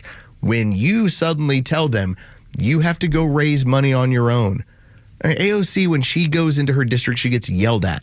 Do you think that woman is sitting back thinking to herself, it's going to be so easy for me to replace this money that my entire party is losing? No, that's why she's furious. That's why they're all furious. And what's wrong with the taxpayer knowing where their dollars are going? This has been a boondoggle for years, and it took Donald Trump and Elon Musk to actually say, and by the way, I enjoy when Carolyn Levitt starts to lay them all out. She's the best. Because when she starts saying, here's $30 million for, what was it you had yesterday, Sesame Street in Iraq? Yeah, exactly. But a Sesame Street that's teaching, whatever the ideology that they want taught. And you're thinking, wait a minute, that's not where I want my tax dollars going. But somebody recognizes if I do this, I'm going to catch money coming back to me on the back end. Joey, I'm sorry about this as audible. Do you have the piece of audio of the woman from this morning that I sent you? It was the one where, yes, where the young lady. You don't have that one? Okay, basically. Okay, there's a young lady, and she just starts saying a very simple aspect of this. Why are we getting upset at people telling us where our money's going? That's right. She said, you are mad that Elon Musk has found where your government is squandering money that you're paying into with taxes. You're mad at him? Hang on, you're shooting the messenger? Why are you shooting him? It's like getting robbed and being mad at the person that told you who is robbing you. This is the perfect scenario for If you don't care for establishment politicians, this has been a wonderful 3 weeks for you, because it is obviously those Democrats that were so upset yesterday. But it is the Mitch McConnells of the world. Sure it it's is. the Lindsey Don't Grahams leave of them the out. world. It's the John Cornyn's of the Yep. world. These are the people that have been on the government teat for the better part of their careers. And it has given them untold power and untold millions of dollars. When you ask the question, how does somebody making $175,000 to $240,000 spend their time in Congress? How do they come out with $10 to $15 million? This is how. That's exactly This is right. the game. And this is rich, too. I think this is interesting because Jasmine Crockett, you talk about people with marching orders. She's like AOC. She's another that gets the marching orders, and they send her out there, and she talks. She says the Trump administration does not care about the Constitution. I was like, wow. That is an interesting point of view to take. This woman is so incompetent, so foolish. So she's telling me, because I didn't hear her say anything about the Biden administration, the complete and utter disregard for the Constitution, weaponizing the DOJ against Donald Trump and his supporters, and you as a taxpayer. When she was a citizen, because she is only elected in 2023, she didn't say anything about the federal government firing people for not taking a jab, keeping people from going to their church, keeping kids out of school, kicking people out of the military. She didn't say anything about those. And those seem very constitutionally challenging to me. I'm hopeful that she gets caught up in the wave that we've seen in different areas around the country. She represents an area of Texas that constitutes a portion of Tarrant County, which is Fort Worth area, that's pretty red typically. But she also, and the large amount of her county, is sunny South Dallas. And sunny South Dallas is a large black community when it comes to the Dallas-Fort Worth Metroplex. When we saw those voters flipping over to Donald Trump, because they just had it with Democrat politics, I hope that they're listening to Jasmine Crockett on a regular basis and saying, this woman's nuts. She doesn't represent me. Let's go find someone else. Like, that's my one hope, that as she continues this silliness, when she goes on MSNBC and refers to Hitler as Donald Trump, oh my, this guy, look what he's doing. We have a white supremacist in the White House. Okay, at some point, sunny South Dallas just has to say, we've had it. This is embarrassing. It's like when your dog hears a knock at the door and they're like, turn their head sideways, and then they start losing their mind. My dog just starts. Yeah, exactly. That's what I'm looking for those people to do, is just they hear it and then they react like this is not at all what we want. One more layer of this, to me anyway, is you have AOC saying this. I don't take her serious. You have Jasmine Crockett saying this. I don't take her seriously. Both are very pretty ladies. I take neither one of them very seriously. But I've not heard a peep out of Barack Obama, out of Kamala Harris, out of Joe Biden, out of Hillary Clinton. Wait, the upper echelon of the Democrat Party? Those are the ones I'm talking about, Los. Not a word. I've not seen their face. I've not seen them anywhere. I've not seen them say anything. And I'm curious as to why. So I enjoy this theory by Jesse Kelly, and you can hear him when he doesn't have the flu, 6 to 9 on our radio station every He's single got the evening. flu too. Cameron's got the flu. Jesse's got the flu. They've all got the flu. Jeez. Good thing that the Bravery Boys, we're here, because we don't get anything. Mostly. Every now and then a little something, but nothing that'll take us out. Sniffles right now. Okay, I'm doing a little bit of draining. But he talks about the street communists versus the elite communists. What has gone on with this particular issue with USAID, it's turned all the elite communists into street communists. Why do you think they were on the street barking into microphones and threatening to go into buildings? Because they've been reduced to what they've been reduced to. The elite communists aren't saying a word. No, they're like, they gave the street communists the marching orders of, you get out there, you go get out there and fix this right now. And so Jasmine Crockett and Elizabeth Warren, you had actual congresswomen and senators that were on the street acting like fools because the upper echelon of the Communist and Democrat Party told them, you get out there and you march and you make noise. And this is a popular decision with the American people, tearing down all of the things that put us $37 trillion in debt. That's what people voted for. That's why those upper echelon communists that Los is talking about ain't saying a word, because they know it's popular. Chucky Schumer had his ass in front of a microphone on the street. Okay? The elites, that handful, told them all, you get down there right now, you put an end to this stuff. They're taking our money. Morning Extra. Tug and Los on Extra 106.3. Name a federal agency with less accountability and oversight than USAID. Now you know why the Democrats are so pissed. We'll talk about that next on the Morning Extra on Extra 106.3. The legend Neil Bortz is only on Extra 106.3. Hey, it's Pete, and here's what you missed from the Talkmaster. The business world knows that Donald Trump is not fond of DEI initiatives. And have you noticed? Companies have been abandoning their ridiculous diversity, equity, and inclusion initiatives. Catch Neil's commentary every day on Extra 106.3 or listen anytime on the Extra 106.3 app. Go beyond a baseball game with your Atlanta Braves and check out Truist Park's Ballpark Tour. See the ballpark like never before and explore the franchise's rich history with artifacts, exhibits, and more, led by tour guides who will take you to places behind the scenes that most fans never have seen before, including the press box, premium club spaces, and of course, step onto the field where your favorite Braves players battle it out during the season. And each tour comes with a complimentary player chain necklace. Fans will also have access to the Braves Clubhouse starting February 17th through March 22nd. And did you know Truist Park also offers the opportunity to host birthday parties? The birthday package includes a private tour of the ballpark, birthday invitation template, special gift for the birthday child, and goodie bags for all the kids. Upgrades like a visit from the Braves mascot blooper are also available. Visit Braves.com/tours to book a tour or a birthday party today.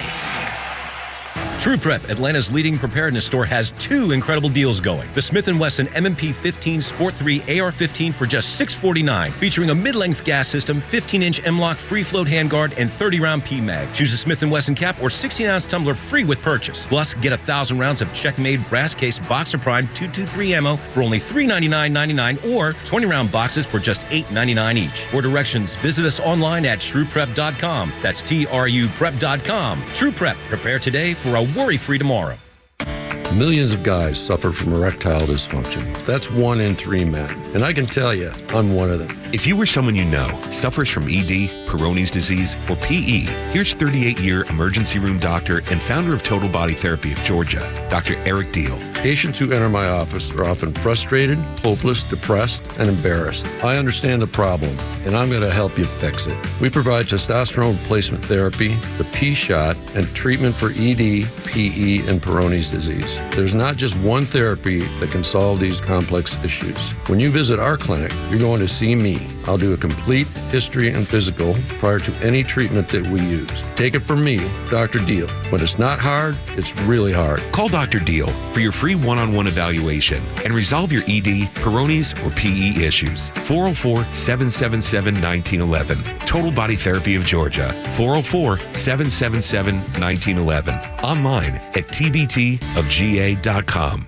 I'm Chad Pergram with the Speaker's Lobby. Former Democratic New Jersey Senator Bob Menendez is going to jail for 11 years. He's convicted of taking bribes and operating as a foreign agent for Egypt. He was mocked as Gold Bar Bob after bars of gold valued at $150,000 were found in his clothing. FBI agents who served the Menendez residence found $480,000 wrapped in boots and jackets. Prosecutors say in exchange for corrupt favors with New Jersey businessmen, they gave Menendez a luxury car. After his sentencing, Menendez swiped a page from the playbook of President Trump. The former senator characterized his prosecution as, quote, nothing but a political witch hunt by the Justice Department. Menendez added that, quote, President Trump is right. The process is political, and it's corrupt to the core. I hope President Trump cleans up the cesspool and restores integrity to the system. Menendez is the son of Cuban immigrants and formerly chaired the Senate Foreign Relations Committee. He plans to appeal. A trial for his wife, Nadine Menendez, is scheduled for the middle of March. With the Speaker's Lobby, Chad Pergram, Fox News. The stories that matter to you. These are your Georgia headlines.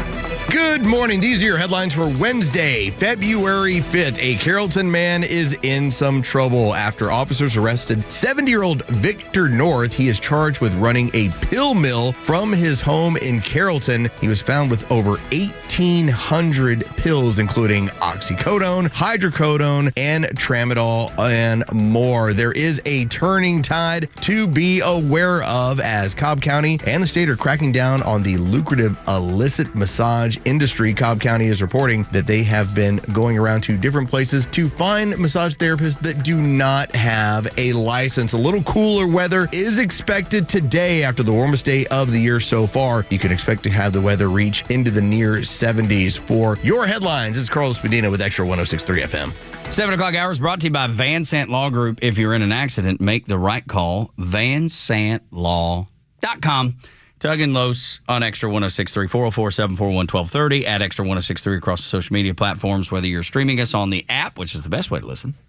Get that for Apple and Android. Just search for XTRA 106.3 FM Atlanta. YouTube, traditional, just 106.3 FM, 1230 AM. We welcome you to the show. Trying to figure out some stuff out there. I saw you doing some politicking out there. We got a live show next week over at the A5 training facility, and it's all tied into Love Atlanta, the volleyball club, the professional team. And they're trying to figure out where to set up, and they keep asking me, how loud is it going to be? Real loud. I said, Wednesday is by far the loudest. You've been in that building when it's every floor taken up. It will absolutely make you dizzy. It messes with your equilibrium. It's so loud. So they've now put in sound dampening, which does help. Okay. It's helpful. Yeah. It doesn't fix everything. It doesn't fix it, yeah. But as I was explaining, I go between 5 and 6 for that broadcast on our sister station. It's going to sound like a volleyball facility. It'll be so loud in there with more than likely, 400 or 500 girls all screaming. Yeah. Maybe you should do it out front. Just maybe not. Sit outside the facility. Maybe just out on the way in. Yeah, there in the lobby maybe instead of right there. That'd be kind of fun. Now the lobby's been actually bought by another company. What? They are building. Remember we talked about how influencers will have these. In this case, a mock airplane, like they're jet setting. Yep. So this particular company has set up a multitude of rooms, and they're for podcasts and broadcasts, so that you can do, for instance, if you want to have a courtroom scene, they have that. If you just want to broadcast and rent the space, like for instance, we have clients that use our space. Yeah, sure. Well, if you need to find another studio, here's another place where you can do this stuff. And so that front end of the building now, we don't have access to it any longer. Like we walk through it, but it's owned by somebody else. It almost seems like the perfect partnership for them to have y'all there to be able to broadcast from that, and then they get the promotional mentions just saying, "Hey, we're broadcasting from this really cool space here for A5." You know what I mean? We're gonna have to make some friends here. Yeah, it seems like a good fit. I think it's good. I'm glad you came up with that idea. I'm going to pass it off as my own. You should. Once in a while. It's a good idea from Tug. Once in a while, I'll get one. I'm telling you, and when I do, it's glorious. But most of them are fails. But when I do,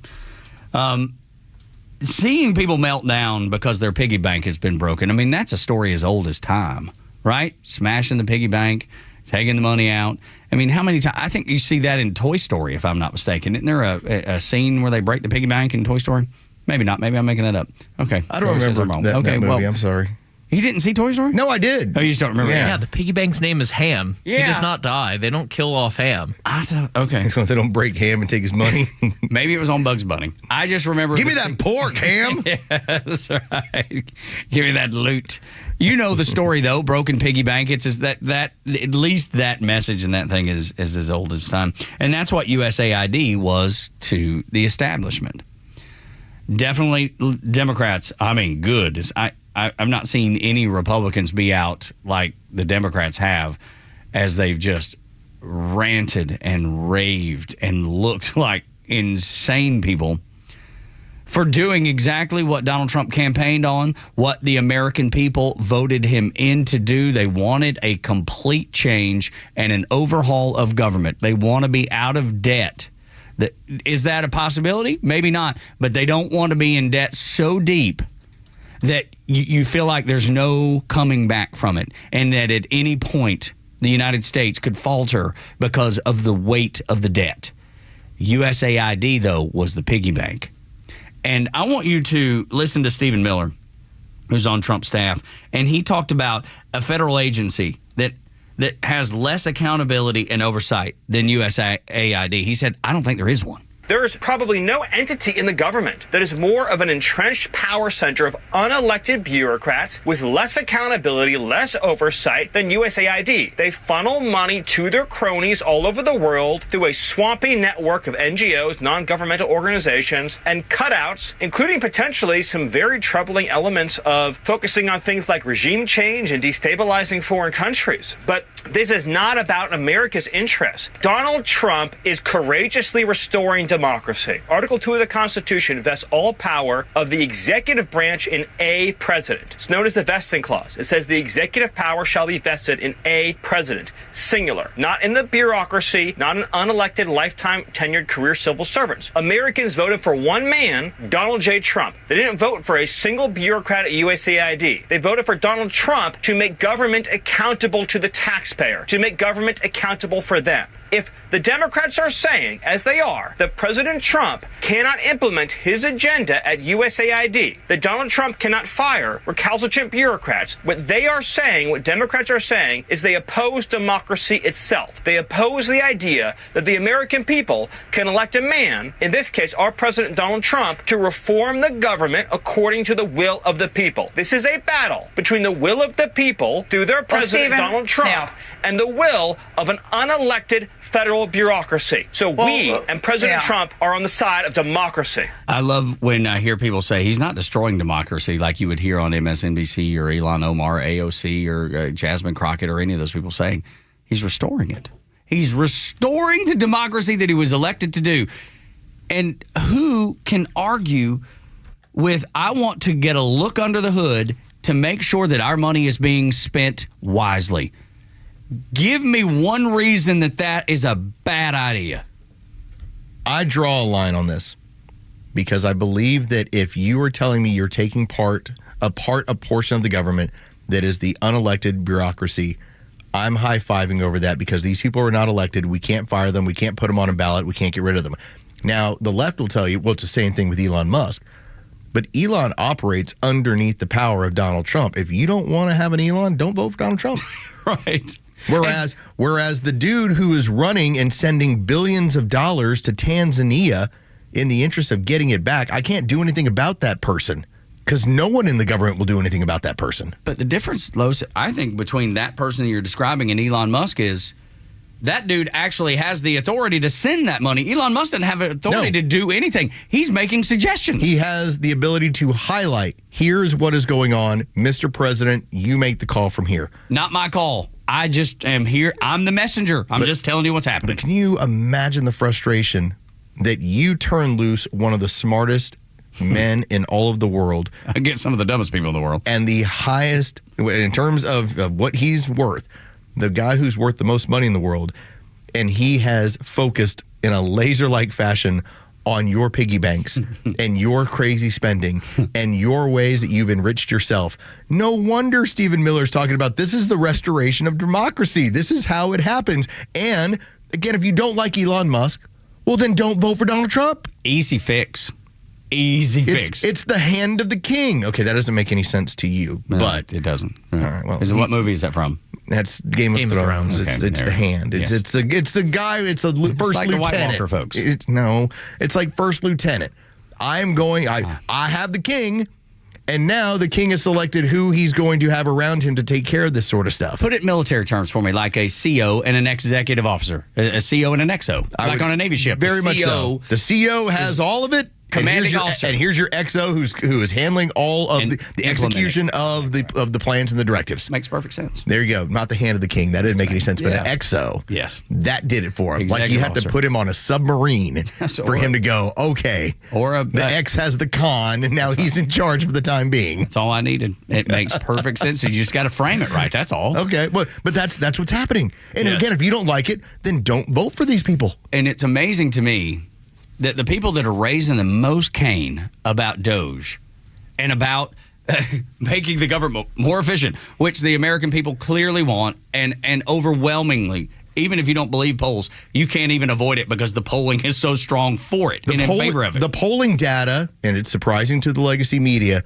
continues to come back with the American people that actually like seeing their money being accounted for and being told what it's being spent on. Get this, though. This is the one thing that stands out to me like a ray of light shooting through, a church window or something. These are the same people that do not want accountability through Doge.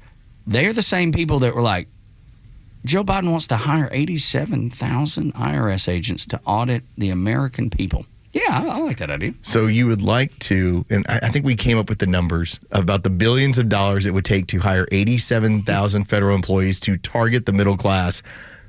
And these are the same people, as you said, that are like, don't tell anybody what we're spending the money on. Right. This is awful. It's unbelievable. Whose side are they on? Are they on your side as the American taxpayer, or are they on their own side? Because it seems to me, by their actions and reactions, that they're on their own side and they don't care what happens to you. It's creating an inspiration.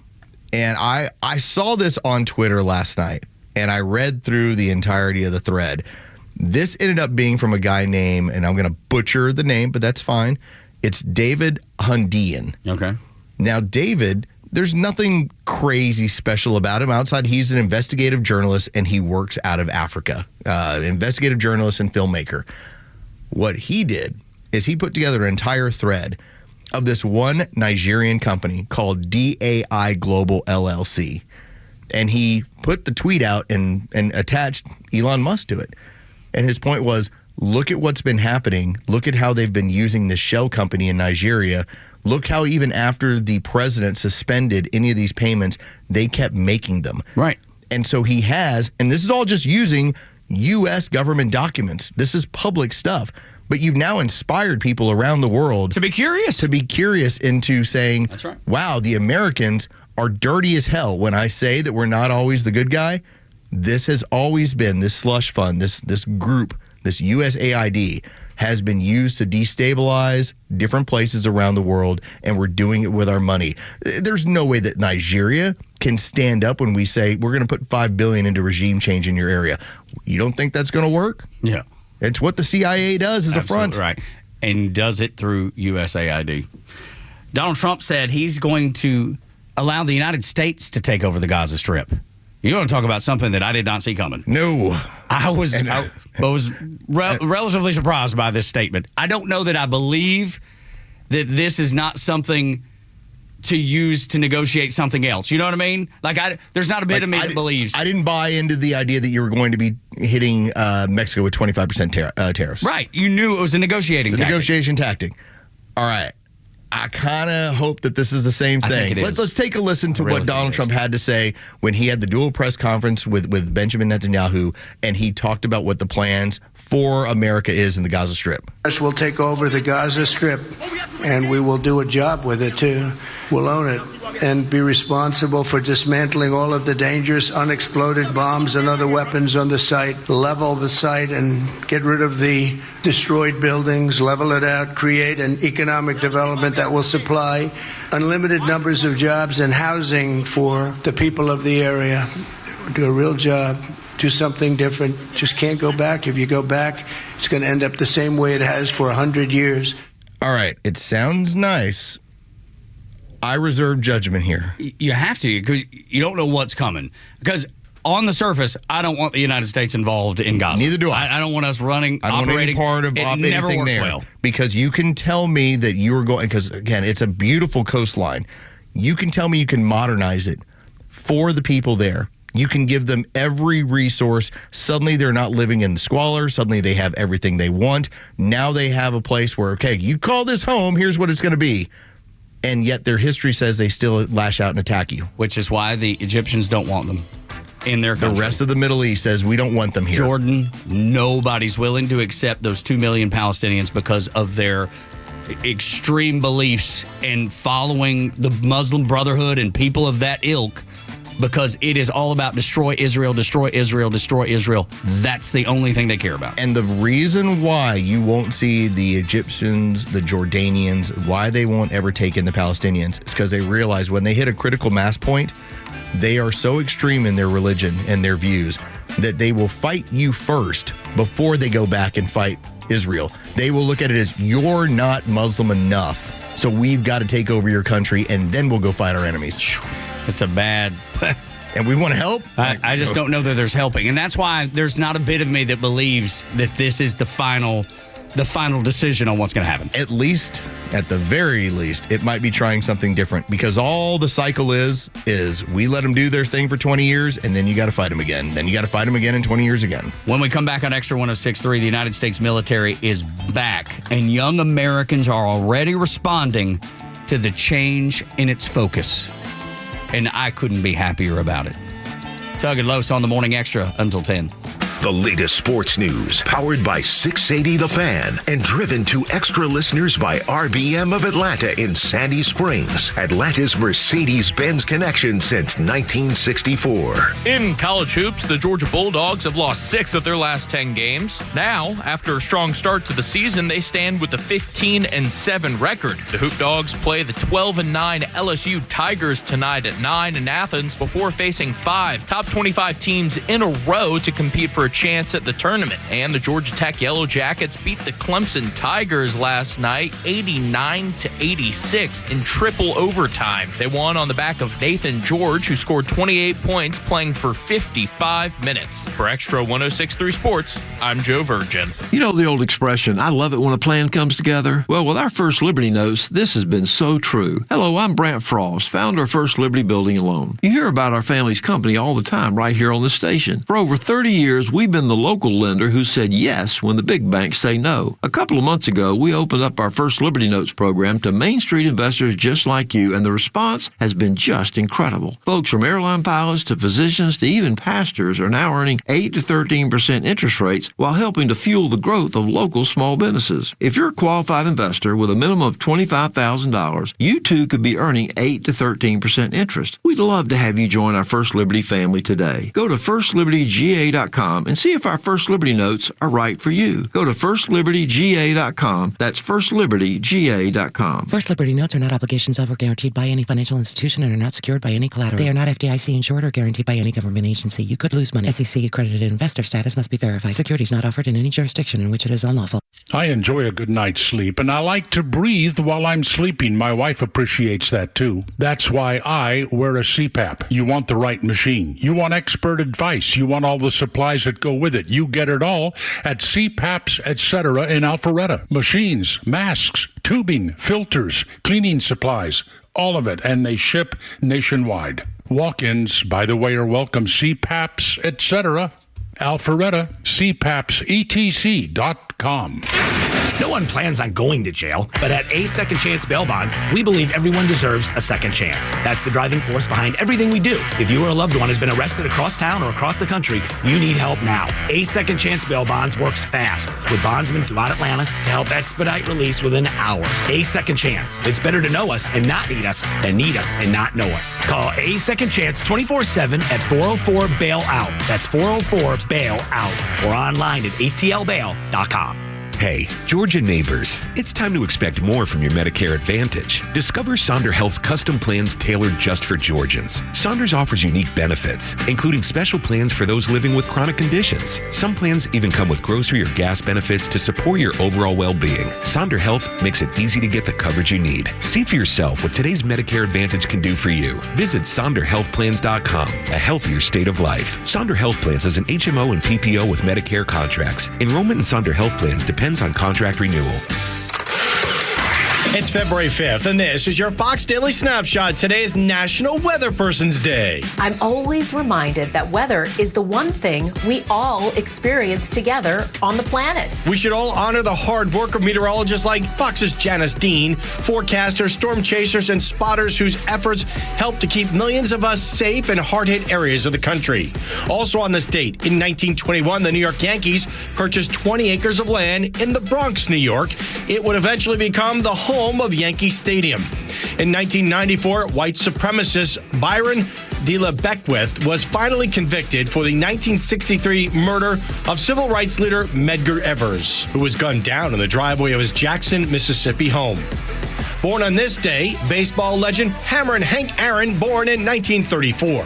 Actor-comedian Tim Meadows, born in 1961. I'm CJ Papa. That's your Fox Daily Snapshot. Xtra 106.3 is proud to be your conservative voice in Atlanta, and we offer a huge slate of original podcasts. Head over to thepodcastpark.com and grab the podcast that you love, all presented by Associated Credit Union. Have you ever run into it where somebody will ask you a question,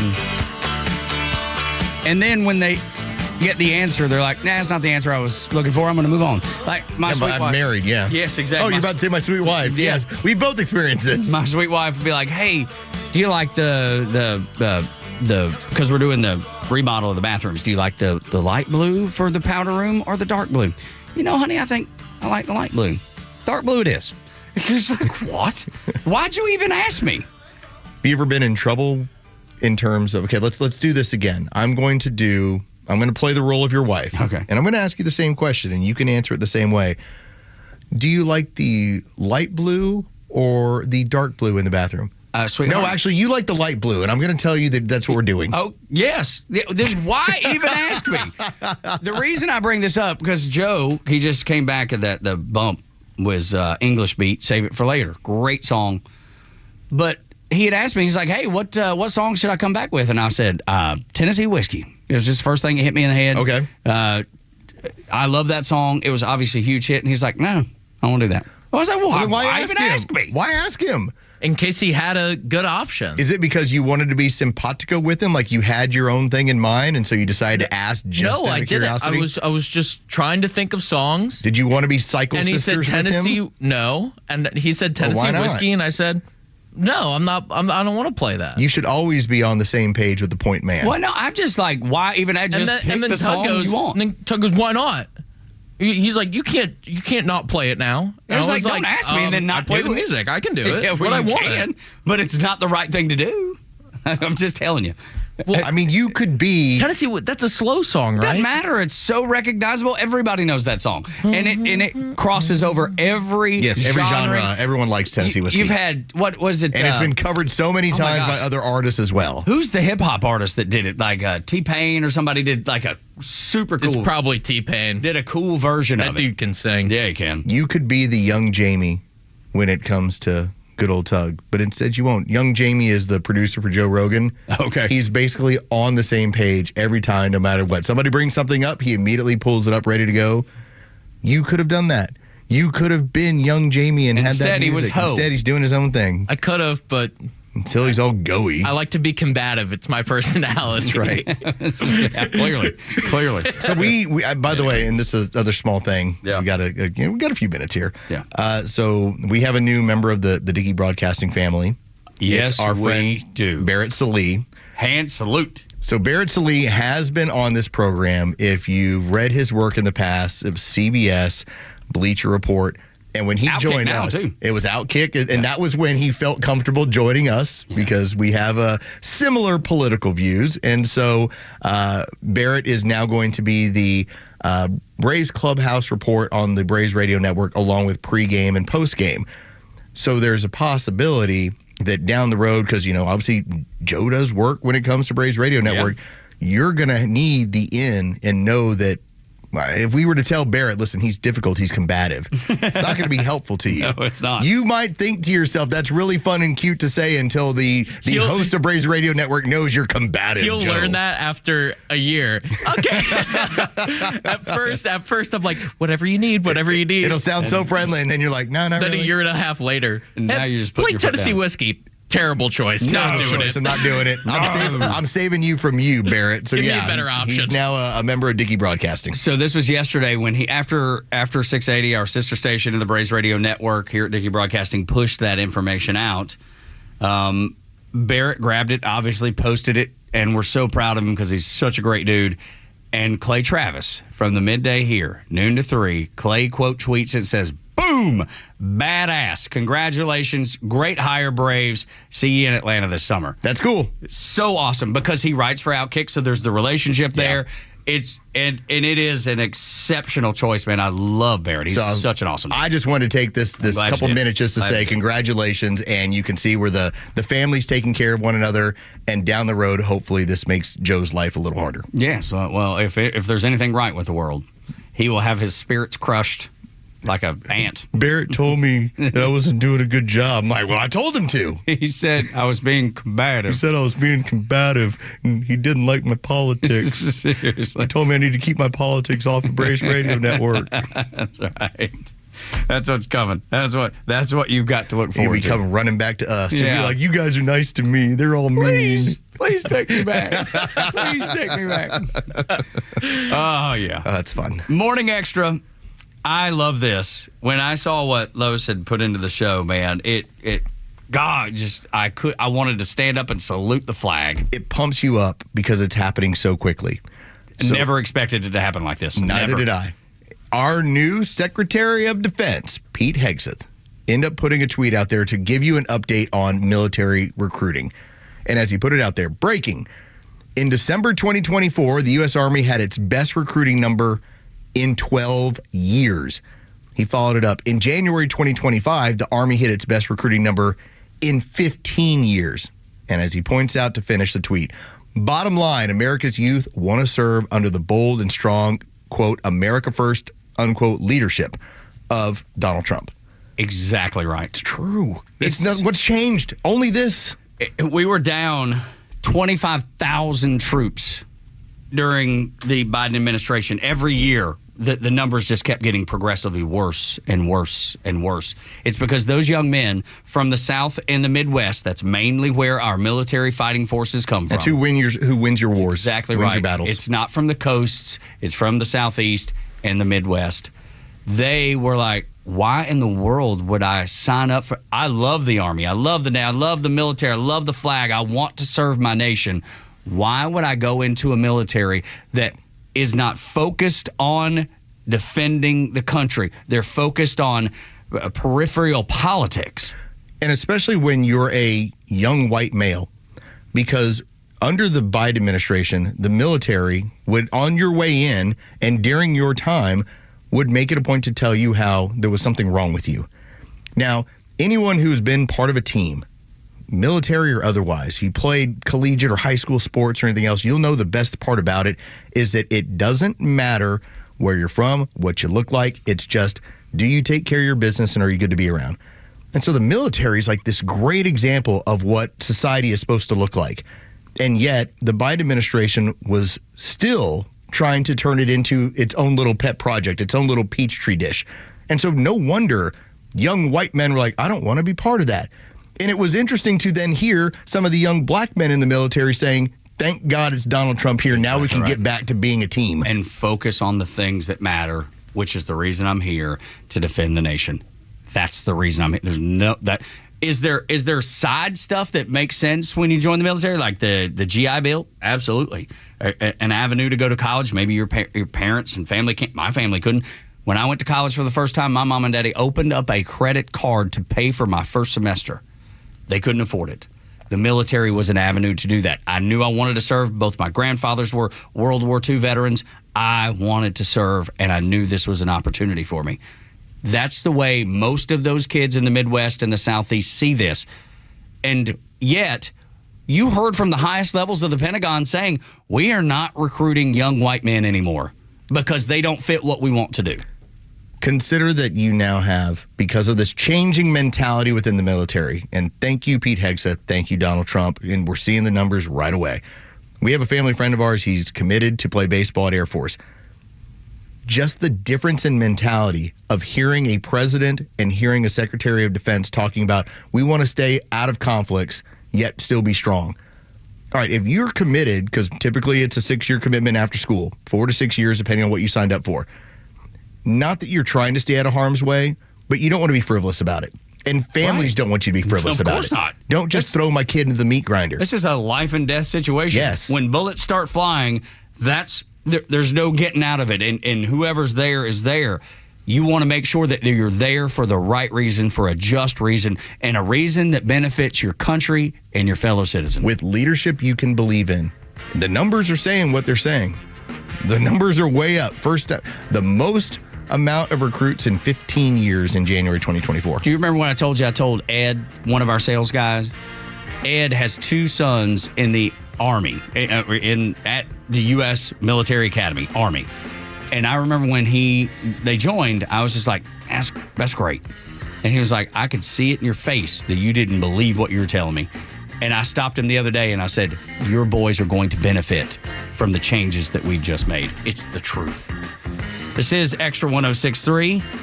If you had billions that didn't belong to you, but you could use the money anytime and any way you liked and saw fit, and then it went away, you'd be sad like the Democrats too. Next on the Morning Extra.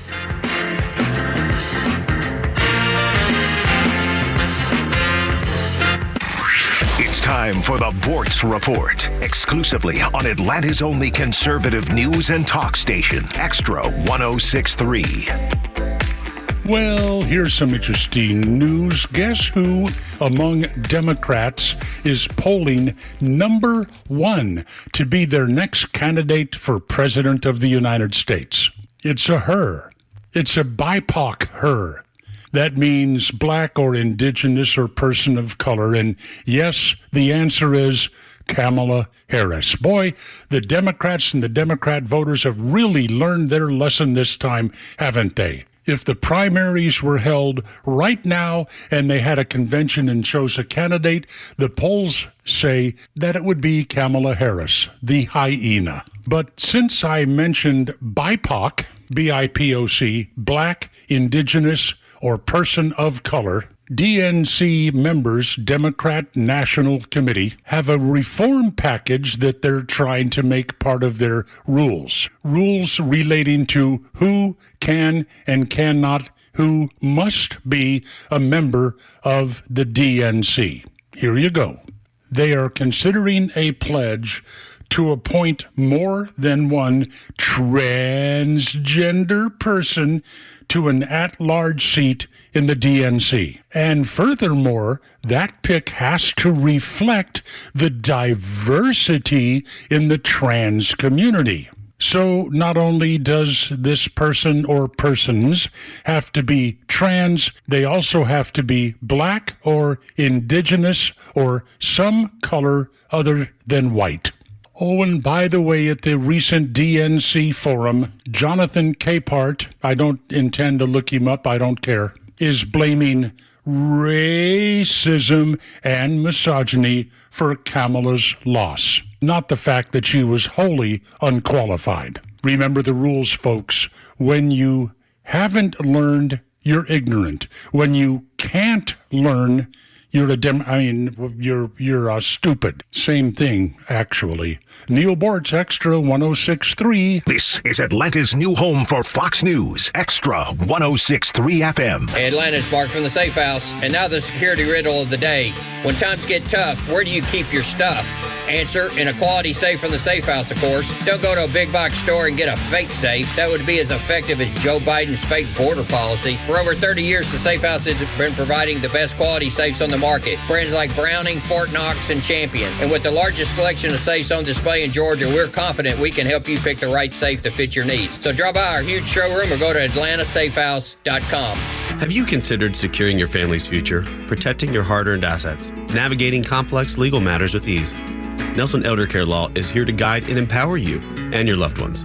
As a family-owned and family-focused business, our mission is to exceed your expectations, offering absolute assurance and peace of mind. With our trademarked Absolute Protection Trust and expertise in customized estate planning, Medicaid crisis solutions, probate administration, guardianship, and conservatorship, Nelson Elder Care Law protects what matters most to you. Imagine a team dedicated to safeguarding your legacy every step of the way. Our flat fees ensure transparency, and our customized plans prioritize your family's specific needs. Are you worried about protecting your family and your legacy after you're gone? Let us help you ensure you're absolutely protected from whatever curveballs life may throw your way. Schedule a complimentary legacy planning meeting with our legal team in Marietta or Woodstock today. Contact us at 678-250-9355 or visit at nelsoneldercarelaw.com. One of my favorite Babylon Bee headlines just now said, "Democracy falls as the man who received the most votes becomes president," ladies and gentlemen. The Kimmer Show every afternoon from 3 to 6 p.m. on Extra 106.3 and the Extra app. WFOM and W292EV Marietta, a Dickey Broadcasting Station. The 8 a.m. hour is brought to you by Central Heating and Air. It's wrong and absurd. I'm Dave Anthony, Fox News. That's one reaction from Turkey to President Trump's controversial new plan for Gaza, where a ceasefire still holds with Hamas, which calls the idea a recipe for chaos. Gaza is a hellhole right now. It was before the bombing started, frankly. And we're going to give people a chance to live in a beautiful community that's safe and secure. The president wants the U.S. to take over and own Gaza, demolishing all the war destruction to develop it into like a Riviera for the Middle East. As for the Palestinians displaced, Gaza has been very unlucky for them. He wants Palestinian refugees to go to Jordan, Egypt, or other countries. Now, the president proposed it in talks with Israel's Prime Minister Benjamin Netanyahu. You are the greatest friend Israel has ever had in the White House. Now, other world leaders oppose the plan, still calling for a Palestinian state. Now, the Trump shakeup continues at the U.S. Agency for International Development after Elon Musk and his Department of Government Efficiency moved to shut down USAID, calling it beyond repair. The State Department's in control now, and as Republicans call for big reforms with the agency, Fox's Lucas Tomlinson reads an email that went out last night. On Friday, February 7th, just before the stroke of midnight, all USAID direct hire personnel will be placed on administrative leave globally, with the exception of designated personnel responsible for mission-critical functions. After the U.S. put new tariffs on Chinese imports this week, the Postal Service is no longer accepting packages shipped from China and Hong Kong. The manhunt continues near Columbus, Ohio, for a killer who went on a shooting spree at his warehouse workplace late last night. The new Albany's Mayor Sloan Spalding just said, "We want to reassure our residents that we have multiple agencies working right now to apprehend the suspect." One person was killed at the cosmetics plant, 5 others hospitalized. The U.S. is getting a new attorney general today after this Senate vote last night. On this vote, the yeas are 54, the nays are 46. The nomination is confirmed. One Senate Democrat, John Fetterman, joined Republicans confirming Pam Bondi. America's list. Seems everything costs more these days. Gas, groceries, and when's the last time you checked your wireless bill? Yikes. When it comes to big wireless, if you're staying, you may be overpaying. Switch to Consumer Cellular and get the same fast, reliable nationwide coverage without the big wireless bill. Plans start at just $20 a month, and that's not a short-term promo. But don't just take our word for it. Here's Jackie and Veronica, real customers. I didn't know that I could get something for a lot less money that was actually better than who I was with before. Anytime anybody complains about their cell phone bill, we say, you've got to check out Consumer Cellular. Our U.S.-based experts will get you switched and saving in about 20 minutes. Just call or click to see how much you can save today. Because when it comes to big wireless, if you're staying, you may be overpaying. Call 1-888-FREEDOM or visit ConsumerCellular.com. That's 1-888-FREEDOM or ConsumerCellular.com today. Real people pay to share their opinions in this ad. Plans include $5 credit for auto pay and e-billing. Look out, it's only me. It's only the Kimmer. You know, you can download the Kimmer podcast on the Extra 106.3 app, along with a ton of other great shows. Go get it, for crying out loud, now on Apple or Android.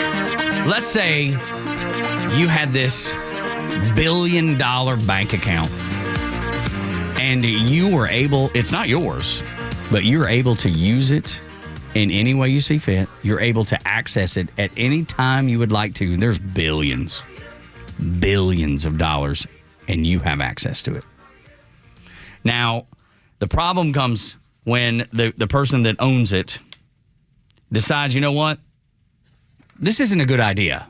I've just let this person run wild with my billions of dollars, and they're just spending it like a drunk sailor in Malta somewhere. This is a bad idea. I've got to put an end to this. I mean, that's logical. Probably people would look at you and go, why would you ever allow that to happen to begin with? I know you're a billionaire, but goodness gracious, why would you just allow someone to run roughshod? Just spend all of that money on crap that's not good, on things that don't matter, and you have the ability to stop it, and you didn't for so many years, and now you finally come to your senses. I can't believe it took you that long. That's what's happening at USAID right now. That's the scenario. That's the wonderful moment, isn't it? It is. When the U.S. taxpayer is like, wait, hang on. These are my billions of dollars, and you're just wasting them. Why in the world would you do that? And now you know why the Democrats are so mad, because they've had that basically a credit card that said you buy anything you want, send money anywhere you want. This is the first big battle. I thought it was going to be over immigration. But it's such a losing cause for the Democrats that as much as they might say, well, I've got I've got an illegal living upstairs in my home. Okay, he was just kidding around, was the governor of New Jersey. It didn't actually happen. And anyone who steps forward and says, well, I'm going to make sure that we don't let ICE operate in our area, they immediately get shut down, and the poll numbers basically tell them you're in the wrong, the other side's in the right. So now the one is, well, this might be some government overreach. This is Elon Musk operating outside of the government. I think they're going to lose on this one as well. But what's going to happen in my mind is this is the starting point. This is why the Democrats are fighting so hard. Because if we expose waste and abuse and shut down something like USAID, then it's on to the next one, and the next one, and the next one. And the Department of Education's up next. Yes, it's going to be one after another of these areas where you realize how badly your money's been spent. Yeah. I think that's why they're defending this one so hard. Of course, because they know the dominoes are about to fall. Yeah, this is easier for them to defend than the Department of Education, because when you look at the numbers and the money spent, and yet the result is a declining education society, that's hard to justify. But the other thing is, I think it all come down to planning as to why they took this on before DOE. You know what I mean? Like Trump in the planning was like, let's show the American people what waste, fraud, and abuse is being done at USAID. When we win that battle and we show them the failures of the DOE, this is going to be an easy pitch to the American people. They're going to be like, yeah, I see why you shut that down. It makes perfect sense. And now, all of a sudden, that makes sense too. The Department of Education, what a failure for the last 40 years since Carter. Yeah, it really went into operation in 1980. Yeah. So created under Jimmy Carter and went into full operation in the early part of 1980. So there you go. And I think it's so important. I think it's so important that they chose this order of operation to show the big, hairy one and see the uproar. Because if you flip-flop them, there's going to be teachers' unions and everybody knows a teacher, and they can prey on your emotions. The media can. They can say, look what they're doing to the poor teachers. It has nothing to do with, providing a good education. So you start with USAID, which nobody knows anybody that works there. You just find out that they're sending billions of your tax dollars to do comic books and Sesame Street shows in Iraq. So let's remember, take your money, your mind and your money back to 2020. And American cities are burning down. And what are Democrats doing? Well, they're kneeling in the halls of Congress. Let's start talking about the idea of a vaccination program that you had to do or else you would lose your job. Not one peep from Democrats, ever. And every single time in the last 4 or 5 years, Democrats have not gotten big mad other than talking about Donald Trump. So I want you to listen to this montage. And this is going to be one person after the next. These are all Democrats. They've decided they're getting in front of the microphone at USAID, and they're trying to protect their piggy bank. Keep in mind, you losing your job over a forced vaccination didn't inspire any anger. Burning down American cities didn't inspire any anger. Any of the controversies that they were involved in, not a peep. Now listen to them. On your asses, and we are going to make sure you understand what democracy looks like. This ain't it. Every movement is a scrappy little dyke, and I am that person. Elon Musk is seizing the power that belongs to the American people. We are here to fight back. Organizing, mobilizing, agitating. We will see you in the courts, in Congress, in the streets. Elon Musk is a Nazi nepo and shut down the Senate. We are at war. When do you ever get them this mad? And I love the way that they're presenting it as, we're fighting for you. We're in the streets fighting for you. It's like you're actually taking their money, and I'm willing to bet most of the people there are paid agitators. They had to dip into the funds. I mean, you were paying people to show up to Kamala Harris events. You don't think that you paid in order to make sure that you could create a fake press conference where you can show that you're rallying the American people to put it on every legacy news network to say, look what the Democrats are doing to save America from these evil people that are just trying to tell you where your money's going. Yeah, there was a great piece of audio. Do you have the lady this time? Do you have her? The one that I want you to hear this lady. She is the opposite side of the Democrats on this. Young woman, she's probably in her 20s or something like that. She's pointing out, you realize they're squandering and wasting your money, and you're mad at the messenger. Keep waiting and waiting and waiting for Democrats to start redeeming themselves, and every single time I turn around, they make it worse. Just 100%, no turnabout rate, nothing. It is just going downhill for the Democrats, dude. Can you please tell me, if someone, right, robbed a bank, someone watched the security footage, saw who robbed the bank, told you who robbed the bank, you caught who robbed the bank, are you going to be mad at the person that robbed the bank or the person that told you were being robbed? Okay, that's what's going on with Elon Musk right now. For those of you that don't understand, okay, Elon Musk was... Yeah, so basically, she's laying it out for you. Yeah, why are you being mad at the person who's actually exposing this? That's telling you the truth. Versus the bank robber. Right, because the Democrats and the people that run USAID are the bank robbers. I'm calling the police on the phone to say there's someone robbing the bank. And Democrats say, you need to be mad at that person who made that phone call. You go after, we're going to fight that person. We're going to war against that person. We're going to scream and holler in the streets against the person that said you just got robbed. Here's who did it. That doesn't add up. The math just doesn't work. So what is it that's got them so furious? Their piggy bank, their slush fund, their ability to launder money through USAID back to themselves. That's what we think is going on at USAID. And it appears that we must be over the target because they're losing their minds. Remember, in 5 years, have you ever heard them get that angry, get on the mics, and scream that much about anything? Now, granted, there'll be some grandstanding in Congress over somebody making me so mad. I'm going to do it for...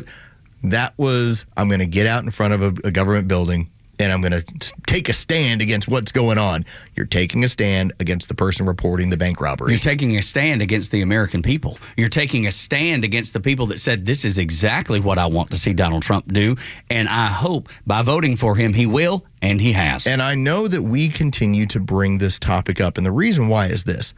If the American people firmly understand what this is about, then when the media tries to tell you it's something different, you're going to know, just like in the past, they're lying to you. This is strictly about theft, and this is strictly about using this piggy bank for the interests of the communists around the world for the better part of a decade. Now, this did not always exist in this regard. USAID, USAID, early on, you could say, wow, maybe we're doing some decent things in some developing nations. Donald Trump even said that. But what it turned into was, wow, it's now taken over by the Democrats and the CIA, and it has now become just an influencer for their own policies. And it's your money. It's not like Elizabeth Warren went and raised $10 million to then say, I'm going to send this money over to Nigeria because I believe that we should be trying to establish a freer government. No, it was always your money. It's never theirs. And then they were, screaming and hollering on the late night shows. I saw a clip of this because I'm never up late enough to see it. And one of the late night shows, I think it was Colbert, and they had someone on there, and they were talking about this, and they're like, they're stopping the money that helps people with HIV and AIDS in Africa. And we know that's not true. Tony, playing on your emotions. That's all they're trying to do. And on top of that, Los, though, Marco Rubio has said that's not true. We didn't stop that. We're stopping the things that don't make sense. We're freezing the funds of things like, I don't know, comic books, transgendered comic books in Paraguay or somewhere. For instance, when we are trying to establish programming, television programming in different Iraq. nations, part of that is that we're trying to influence the society. We are trying to use media, and this is what USAID and what the CIA has figured out, that is more efficient when it comes to the use of money to try and influence through the media in order to influence the populace. It doesn't make as much sense to, let's say, fund a guerrilla army. All right, we're paying for 10,000 people, and here's what they're going to do. It makes more sense to fund programming to get the populace to change their mind about what's going on. Yes. Then this takes it down a bit of a dark road, but it's the truth. Would you pay someone who was doing something that was ultimately going to bring about your demise? Because that's exactly what happened when USAID funded the Wuhan lab and the research that was happening there. You paid for your own demise. The American people paid for their own demise in so many. I mean, I can't. What's the number of people lost in the United States? So the more recent numbers, because we now have it was a story that you can find in the local newspaper, how there's a Georgia artist who's been selected to create a piece of artwork that commemorates the 7 million dead around the world. We paid for that. We're the ones who enabled a biolab to change the cleavage site of a virus in order for it to attach to humans more easily. We funded that. We did that in conjunction with our pharmaceutical companies. You paid for your own demise. And the Democrats are out, the establishment, they're out in front of USAID chanting, "We're going to war for you." No, they're not.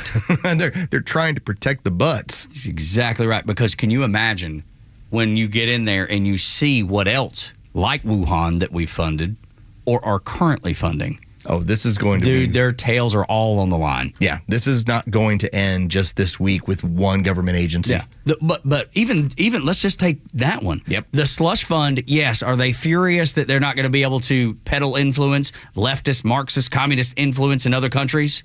Yes, they're furious about that. But they also know what they've been doing that we haven't even found out about yet. And when that happens, man, heads are going to roll. And you think the Democrats are unpopular now? Wait till you find out what else they've been doing that line up with biolabs, that line up with gain of function research. When you find out about that, you're going to be livid. You're going to be more livid than you are right this moment as you're listening. You're going to be so ticked off, and they know it. I hope that as we get into different departments and different organizations and NGOs, I hope as we get into all of that, and Doge is active in this, and Donald Trump is active in this, that people like Carolyn Levitt get up in front of the American people and say, here's where they've been spending your money. That's right. And you can go from one agency to the next. We'll get to the point where we will look at USAID and say, well, that was really just the tip of the iceberg. And everything else that sunk the Titanic was below the surface. It's not even 1% of government spending. It's 0.7% is what's allocated there. Can you imagine how much more fraud and waste and abuse is in some of these bigger departments? I can't even wrap my head around those. When we start getting to these numbers, this is how we get to $2 trillion in spending cuts. This is how we have to.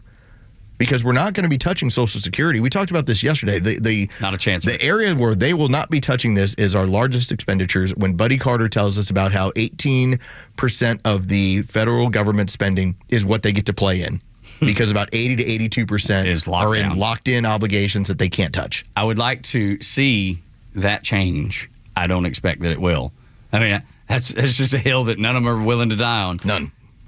I want to tell you why other than the obvious, that the Democrats are rallying against something so popular, which is get us out of debt, fix the bureaucracy that causes all of the things that we didn't vote for, that we don't agree with, that are happening in the government. So, yeah, the Democrats are backing that. The establishment's backing that. That's a reason they'll lose. But I want you to hear, because it's pretty funny, the reason that the Democrats will continue to lose. This is Chuck Schumer and Maxine Waters holding hands after they just got their tails kicked in November, chanting this. We will win. We will win. We will win. We will win. We like, it just sounds ridiculous. We won't rest. We will win. Yes. Have become the cool kids.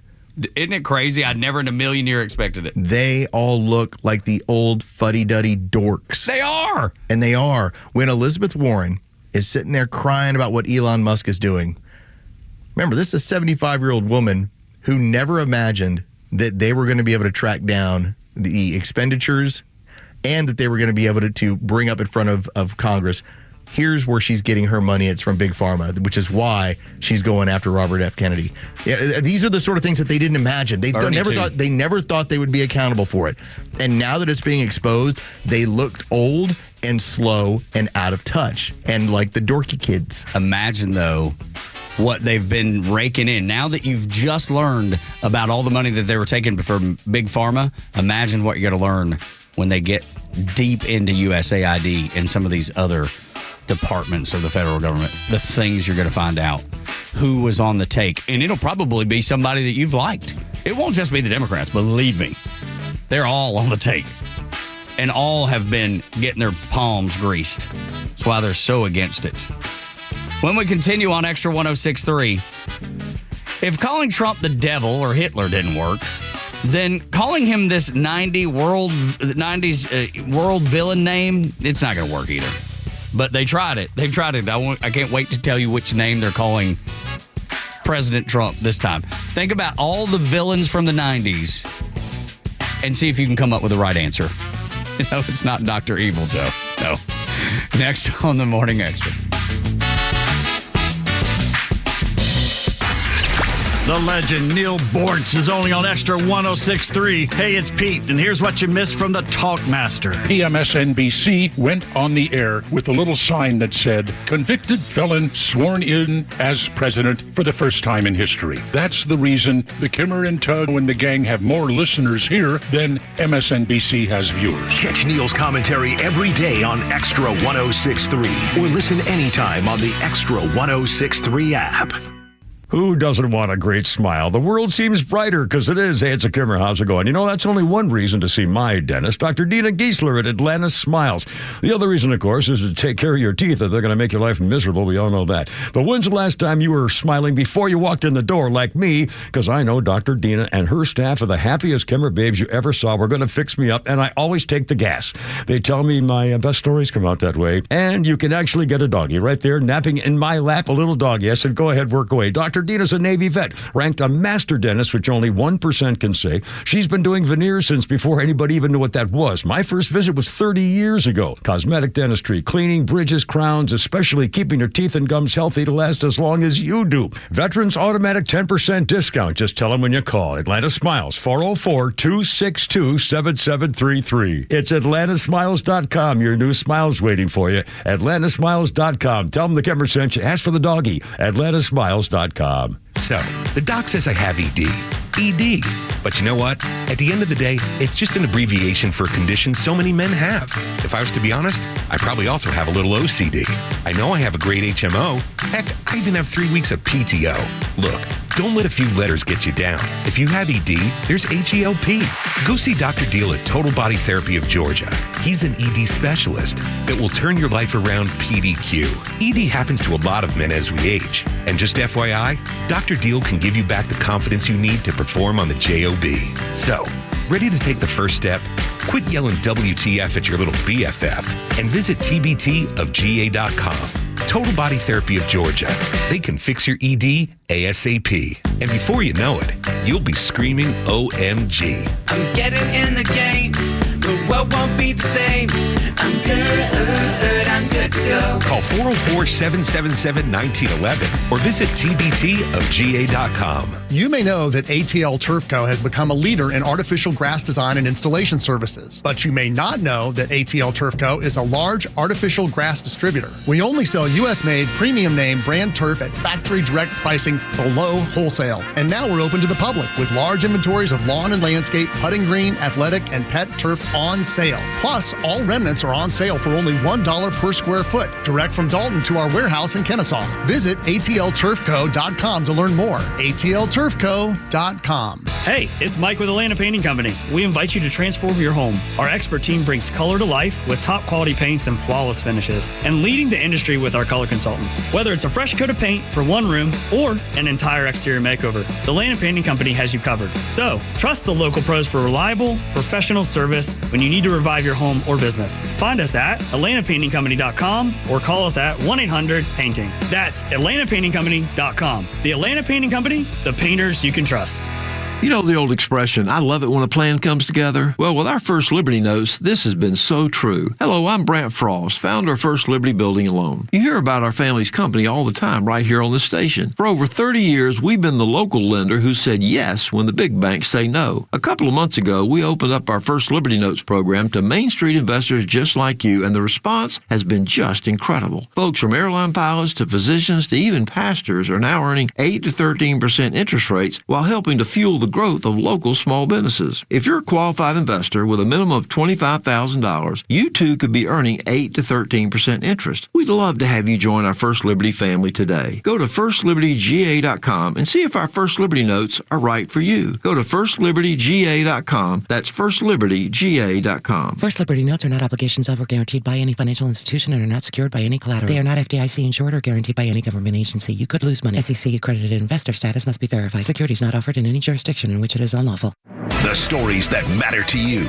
These are your Georgia headlines. Good morning. These are your headlines for Wednesday, February 5th. A Carrollton man is in some trouble after officers arrested 70-year-old Victor North. He is charged with running a pill mill from his home in Carrollton. He was found with over 1,800 pills, including oxycodone, hydrocodone, and tramadol, and more. There is a turning tide to be aware of as Cobb County and the state are cracking down on the lucrative illicit massage industry. Cobb County is reporting that they have been going around to different places to find massage therapists that do not have a license. A little cooler weather is expected today after the warmest day of the year so far. You can expect to have the weather reach into the near 70s. For your headlines, this is Carlos Medina with Extra 106.3 FM. 8 o'clock hours brought to you by Central Heating and Air Conditioning, your Atlanta carrier experts. 770-GET-HEAT, centralheat.com. They're doing their winter white sale, and you can save $2,000 off any carrier appliance, the best in the business, working with the best in the business. HVAC done the way it's supposed to be done. 770-GET-HEAT, centralheat.com.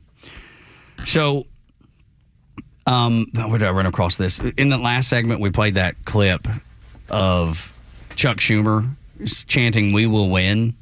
This is something I just saw posted on X, on Twitter. You can find me at Tug Cowart and at Front Office Los. And it is Jimmy Kimmel after he played the same clip we did, and he goes, "Oh, we are so effed. I mean, we're doomed. All of these old men." one old after the next. which is exactly what you were talking about.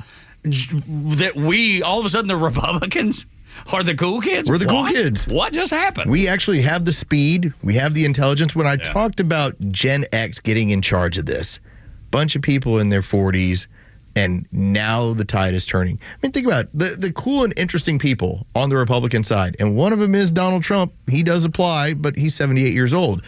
He didn't act it. But whether it's Elon or Vivek or DeSantis or J.D. Vance. Or look at the cabinet, dude. Yes. Carolyn Levitt, Pam Bondi, Pete Hegseth. Yeah, the interesting people are on this end. Every one of them. And they're attractive. All of them are good-looking folks. And they're good-looking folks. Because I'm in favor of. If I go over to the Democrat side, let's face it, there's an issue when if you say, okay, who do you find even interesting or attractive? All right, you're going to give me AOC. You're going to hand me. Yeah. Is that what you're going with? I mean, if you're just asking who's good looking, yes. She can't discuss policy. Well, no, she's not useful for like their party or anything. But that doesn't matter. When she had Tom Homan on the stand and he was testifying about what their plan was, and as she was like, well, these people haven't broke the law. These people that are immigrants. And he's like, they came across our border. They broke the law. That's all he had to say to shut down her while he was testifying. Because she's not a very smart woman. And I don't believe her staff is that great either. Sometimes you're an extension of your staff. Yeah. If you've got good staff, they will prep you and you will sound like you know what you're talking about. She never does.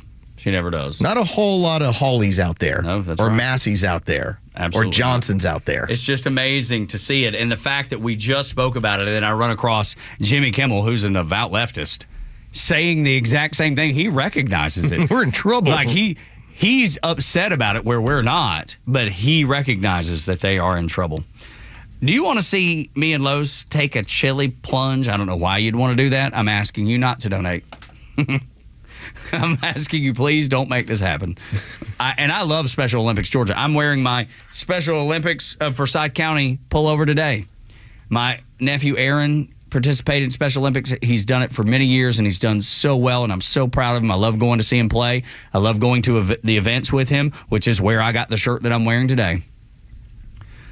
But this donation, this is going to be painful for me. So and Lowe's too, for that matter. He's a little tougher than I am, but I'm thinking. Still, it's cold. It's cold, and nobody really wants to jump and do the polar plunge. I'll do it for the athletes. But I do worry about the heart stopping. Right.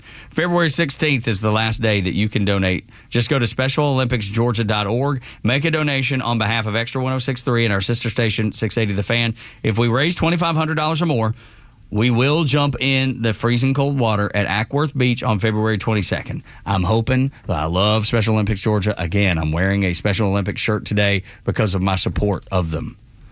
But I don't want to do this. So if you could avoid making a donation today, thank you in advance. I'm sure they won't appreciate this.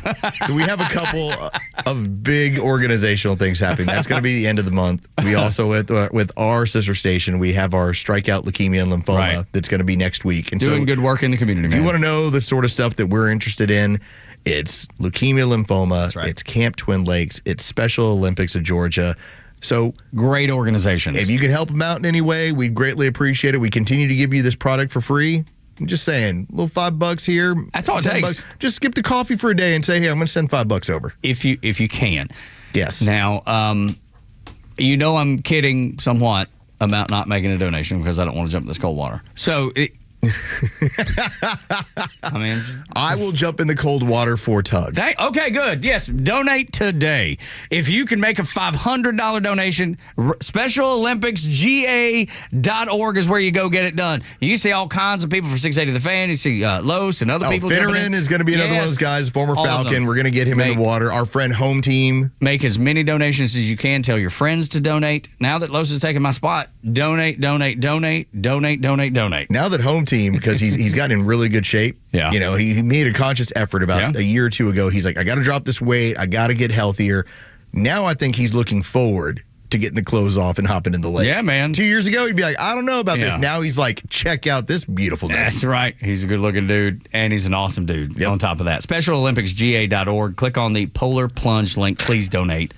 You know I'm joking, but I will let Los take my place. You know I will let Los take my place. I have just no interest in being cold ever. So when they called Donald Trump Hitler, it didn't work. When they called him the devil, it didn't work. We joked about this yesterday. Beelzebub didn't work. And I thought for sure that they would find something else. Like, what else could you do? But they didn't. They didn't come up with an actual plan. They just started calling him 90s villain names. Is it Hans Gruber? From Die Hard? No. Is it Scar from Lion King? Well, those are some good villains. Those are good villains. Is it any from Star Wars, Emperor Palpatine, Count Dooku, Darth Maul? I have no idea who they are. Oh, he doesn't get any of that. Is it the T-1000? Terminator 2? Oh, yes. Oh, Tito, that's good. That's a good one. Is it Hannibal Lecter, the real Hannibal Lecter? No, it's not that either. Is it Shooter McGavin? Dude, he's a hero. He's become such a good fixture on Twitter, on X. He is so funny. So it's Shooter McGavin. It is not. Oh, okay. But I love that guest because I love him so much. He's made that so fun. He gives people such a hard time. It's like he's embraced the character that he played in Adam Sandler's Happy Gilmore. They're making another one of those. I know. It's going to hurt. I know, because those never turn out good. No, it's not any of those. But those are fun characters. All They fun are. bad guys. This lefty loony writer in California, her name is Jessica Morse. She resorted to calling Donald Trump Saddam Hussein. What? She went with Hitler didn't work. None of the ones that Joe brought up worked. She was like, he's very similar to Saddam Hussein. He demands loyalty just like Saddam Hussein used to do. Saddam Hussein? All right, Jessica. That's who you went with? I'm just going to let you know something. So in the sports talk radio business, one of the things that we are always cognizant of is that if you make a comparison from one thing to the next, it has to be relevant in the time span. So, for instance, if I think a quarterback runs really well and I say, I think he runs like Michael Vick. Well, Michael Vick hasn't been running around the NFL for the better part of a decade. Better choose like Lamar Jackson or somebody. You better get somebody who is like current day. Saddam Hussein is 20 years ago. It really doesn't resonate. For instance, Joe Virgin River, he doesn't know one thing about Saddam Hussein and what he was doing and to keep his people in line. He doesn't know about no-fly zones. He doesn't know about going after any of their Kurds. He doesn't know any of this stuff. Kuwait, the invasion of Kuwait. I mean, you may have learned some of it in school. Did y'all study any Some of of it, but I know more about Bin Laden. Yeah, but like exactly. totally that different. That would have probably been a better choice. But it comes across as even more ridiculous. Yeah, of course it does. So I get it. She's trying to go down this road of, well, he was a dictator. That's right. Yeah, but also, on the other end of it, Saddam basically looked at it. He had a handful of tribal factions in Iraq, and he kept them all in line through brutal measures, but he kept them in line. It never became a haven for terrorism. It was only his own terrorism. And if you kept him in line, you kept him in line. But do you realize why she's doing this? She's trying to tie this all together, because in the article she talks about Trump firing federal employees and questioning USAID, saying it's horrifying. As a guy that has been around the world, and I did it on the back of the U.S. Navy. It's not anything. I didn't grow up wealthy, none of that. I was able to see most of the world. I have seen bad situations. I have seen places that are in absolute abject poverty, and it is very, very sad. And it's a good thing that this woman has never been far from her home or seen actual horrors happening around her. Now, in the last 4 years, you could say there's some horrible things that have happened in the United States. Door kicked open, murder, rape. We're having to deal with some of those things right now. That actually sounds like Saddam Hussein more than anything Donald Trump's doing. The horrors that she's talking about are asking where your money is being spent. That's the horror that Jessica Morse is referring to. You better not ask those questions or you'll be labeled Saddam Hussein. This is actually, I'm judgmental, okay? Like when people talk about, I operate without prejudice. That's not me. And you're very honest about it. I prejudge almost every situation out there. Now, granted, I don't buy into racism or any of those things, but prejudice, I'm here for it all day long. So I'm just looking into Jessica Morse because I'm just kind of curious, like, okay, what would create this? And it is a California mentality. It is a woman who's in her early 40s who is Princeton University educated. And when you go through some of her information, you'll see where she's been. U.S. Department of Defense, U.S. Department of State, U.S. Agency for International Development. Oh, interesting. USAID. So when you go through her history, she is a bureaucrat who is cut from the very cloth of the people that were trying to say, maybe you shouldn't be in charge anymore. And when she writes that article, the best she can do is Saddam. Why doesn't she disclose, he's going after me? He's going after the money. I'm the one who did this. That's exactly right. She would never do that. She would never share that double standard. She would never share that, just that conflict of interest, if you will. Because wouldn't it be good to know when you're reading the article that Jessica has written that the things that she is horrified by is who she is and what she's all about? Seems like it'd be a good thing to know that, because you can then read her article knowing the other side of the story. And she points out, I was sent to Baghdad in 2005. Don't you then know how bad things were? Right. And how good it is around here? That's exactly right, but no. You're equating 2005 Iraq to current day USA? Well, and we're not even letting the leftists burn things down anymore. You're not in the middle of Minneapolis in summer of 2000. Yeah, you might have gotten it a little confused for Baghdad. Had you seen that? But you know what? I don't remember. And look, maybe I'm wrong.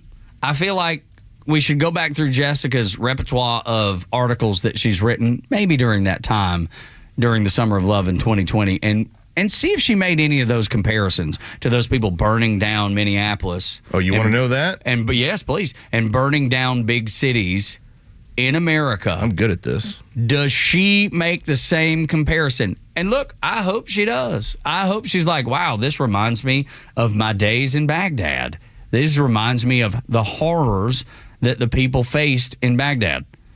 The burning down of American cities and small businesses and doing damage like you've never seen before, and it be okay. And I don't mean okay as in it's okay to do. I'm saying the people that were running the USA and running those cities were just fine with it. You want what a political hackery sounds like? Oh, my. Here we go. This goes back to 2020. All right. Logic tests.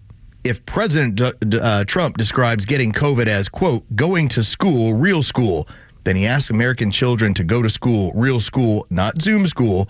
Is he asking American children to get COVID? Oh, my God.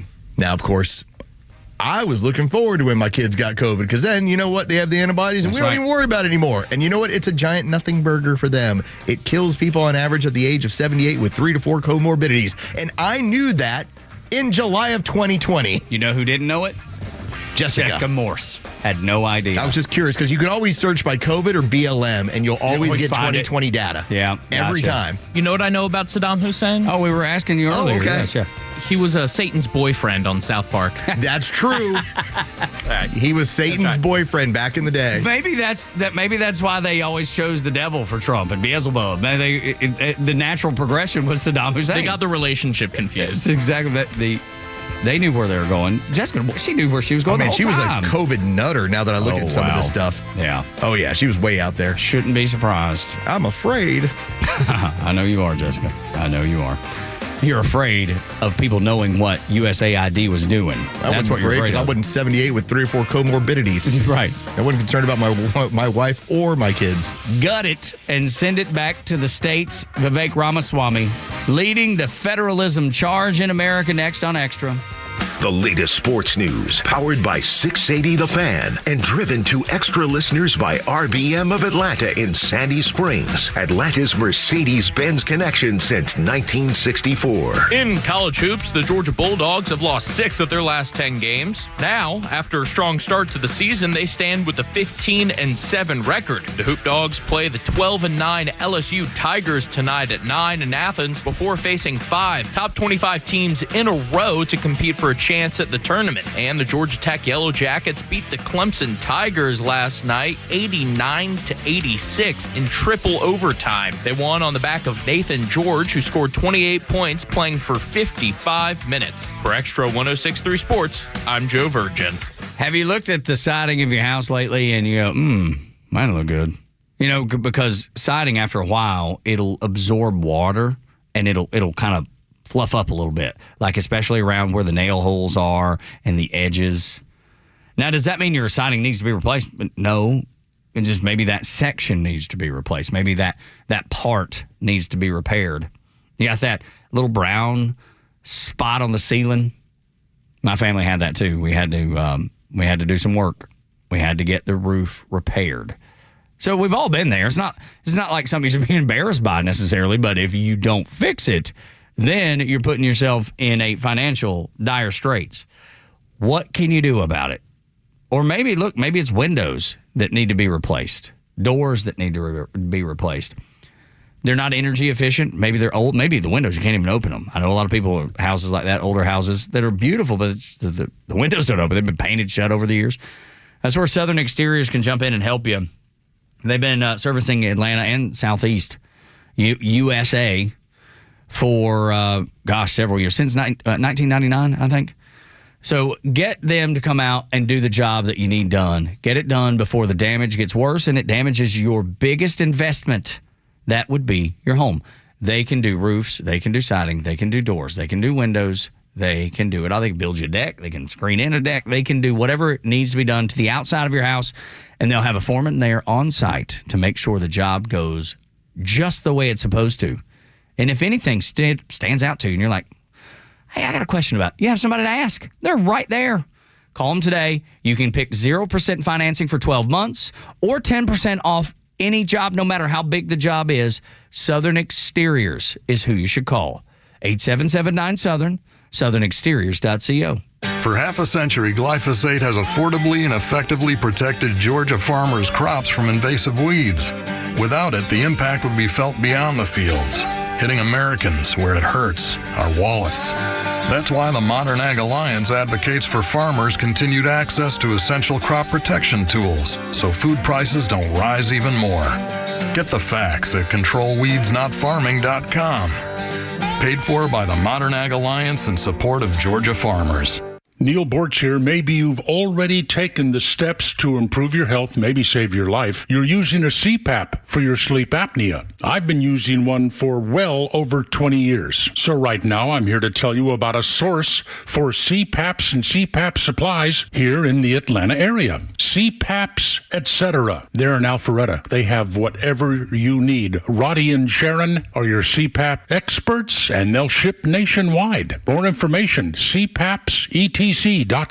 This is Bruce Hagan, the people's lawyer. When I started my firm, it was with the idea of providing personal representation for personal injury cases. We treat everybody like family, and it makes me so proud to work with my son to provide a great family-oriented law firm. This is Matt Hagan. As a father-son team, we know the importance of working together to get our clients back on their feet. Let us here at Hagan Law be your advocates. You can find everything you need to know at hagen-law.com. hagen-law.com. True Prep, Atlanta's leading preparedness store, has two incredible deals going. The Smith & Wesson M&P 15 Sport 3 AR-15 for just $649, featuring a mid-length gas system, 15-inch M-LOK free float handguard, and 30-round P-Mag. Choose a Smith & Wesson cap or 16-ounce tumbler free with purchase. Plus, get 1,000 rounds of check-made brass case Boxer Prime 223 ammo for only $399.99 or 20-round boxes for just $8.99 each. For directions, visit us online at trueprep.com. That's TRUprep.com. True Prep. Prepare today for a worry-free tomorrow. Hey, Georgia neighbors, it's time to expect more from your Medicare Advantage. Discover Sonder Health's custom plans tailored just for Georgians. Sonders offers unique benefits, including special plans for those living with chronic conditions. Some plans even come with grocery or gas benefits to support your overall well-being. Sonder Health makes it easy to get the coverage you need. See for yourself what today's Medicare Advantage can do for you. Visit SonderHealthPlans.com, a healthier state of life. Sonder Health Plans is an HMO and PPO with Medicare contracts. Enrollment in Sonder Health Plans depends on contract renewal. Why shop for Valentine's Day at D. Geller & Son Jewelers? Because you don't want to end up like shouldn't have case number 605. Happy Valentine's Day, honey. Ooh, what's in the box? Just a little something I got for you. You want to open it? Okay. What is this? It's a meal kit. I thought you could make us a good dinner. They say if you hurry, you can have it on the table in 30 minutes. Now, if you'll watch out, I'll light the stove for you. Oh, babe. You shouldn't have. High heat and high pressure make diamonds. They shouldn't make dinner. This Valentine's Day, give a treasure, not a chore, with a beautiful piece of jewelry from D. Geller & Son, like diamond hoops starting at $875, tennis bracelets starting at $15.15, and diamond studs starting at just $190. Save up to 20% with our Valentine's gift guide, or go big and get 0% APR financing for 5 years. Take the risk out of shopping this Valentine's Day at D. Geller & Son. Serving romance, not recipes, since 1939. In Kennesaw, Sandy Springs, and online at dgeller.com. The Extra 106.3 app is your live connection to the station, streaming free across Georgia. But it's also loaded with all our original shows and podcasts. Listen to exclusive shows from Janelle King, Ben Burnett, and so many more. Grab the Extra 106.3 app now and start streaming. You're probably not going to convince me that Vivek Ramaswamy and Elon Musk didn't butt heads a little bit, being the reason that he left Doge. I don't know the story, may never find out the story, but I just feel like there's something there. Does that mean that they don't like each other? No. Does that mean they don't have the same goals? No, it doesn't. It just means in that moment, they weren't a good fit to work together. Vivek is now going to put his focus on running for governor in Ohio, which is going to be such an important seat for a governor. To have a Republican governor is going to be great. It's important. Big stepping stone for his future. No doubt about it. And he has a very bright future. First legitimate, if he's able to land it. I mean, who starts off as a governor? That's one impressive aspect. But it's a giant stepping stone for the future of you can be elected to a high office as a governor. Absolutely. I mean, we should see Brian Kemp as a senator here in hopefully the next couple of years. Yeah. I love what I keep saying Elon. I love what Vivek says. I love the things that he talks about. He speaks my language. I think he's a family guy. He's a faithful man. Like a lot of the things that he does and says reflects who I am. I think that's why I connect with him so much. I think that's why I relate to him so much. And then he says something like this, and I love him even more. He said it's a simple formula to downsize the federal government. In order for the thinning out of the federal government to be successful, when in doubt, my advice is cut it at the federal level. And if it's a doubtful area, send it back to the states. Thinking about work requirements for Medicaid and welfare that aren't being applied, that's an issue for the states. Thinking about those educational failures, that's an issue for the states. Much of the overburdened federal regulation is duplicative of additional regulations at the state level as well. So saving this country, I think it is going to be a team effort. Donald Trump is doing his part at the best from the very top. But if we're going to save the country, it's going to be bottom up as well. That's why I'm drawn to my next chapter, and I'll have more to say about that pretty soon. Yeah, he does. He's going to have the announcement. Everybody knows what he's doing, but much like I believe the way that Donald Trump has prepped and prepared to be the president this time, and it's been months, maybe years in the making, he's doing the same thing. So when he gets to Ohio, he is going to be so effective and get so much done that he will be popular, just like Donald Trump is. And the success of the Trump administration, and notably J.D. Vance, senator from Ohio, the more success this administration is going to have, the easier it's going to be for Vivek Ramaswamy to find himself as governor. It all ties in together because, remember, you had Vivek Ramaswamy that was basically the surrogate for Donald Trump. Donald Trump didn't take part in the primary process. He was sitting back saying, I'm ahead of all these people by 40 points. Why would I get on stage with them when I'm going to be the front runner for this? And so Ramaswamy, no matter what they tried to pull, no matter what they tried to get him to comment about Donald Trump, remember, he was always the guy who was supporting Donald Trump and Donald Trump policy. Yep. He was the guy that said, I agree with what he did, and I would do the same thing when I'm elected president. You know, he went down the same path. So he showed you where his loyalty lied.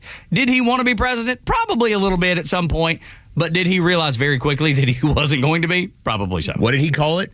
MAGA 2.0. Yeah, that's right. He talked about the next iteration of what it's going to be. Now, that's going to make a lot of sense to people come 2028, 2032, 2036. I don't believe this goes away as of now. And the more success it has, I really believe you're going to have, starting with Donald Trump, I don't even want to, it's not a party. It's like you're a MAGA party. But in the way that we had blue dog Democrats that said, you know what, socially, this is how I feel. I believe in responsible spending, but socially, I'm more liberal. And that carried for the better part of 40 years, blue dog Democrats. I think you're going to see MAGA Republicans as being a particular element of the Republican Party. I loved it when Vivek would show up with Turning Point USA and Charlie Kirk, and he would sit out there and engage with young people. Yes, I thought that was really key. I loved the campus work. Yes, because that's the next generation of voters. That's who you need to be talking to. And I love the fact that he would always say, give him the microphone, even when he was still campaigning to potentially try to win the nomination to be president. Remember, you'd have people that would come up and they would just start screaming and hollering, and he was like, the security would be going to try and drag him. He was like, no, don't drag them out. I want to hear what they have to say. That's a different demeanor than most politicians have. They're like, I don't want any disruptions. I don't want anything to take away from me or my message. And Vivek would be like, no, give them the microphone. And you would see an exchange of ideas. It didn't always work out perfectly, but it was always a good debate. There was a woman that showed up to one of his meetings, and she was lesbian, and she had issues with the Republican Party and their stance on some of these topics.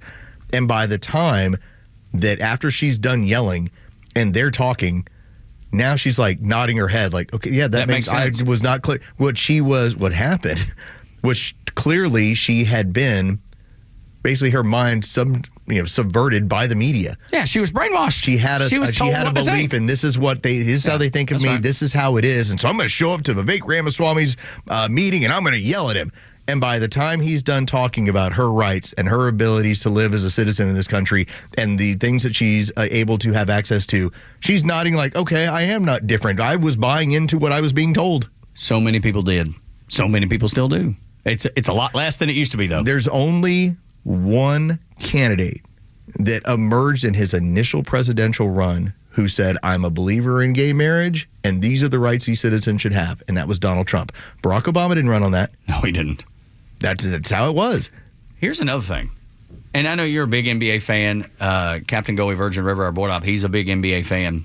I don't believe this would have happened 6 months ago, a year ago.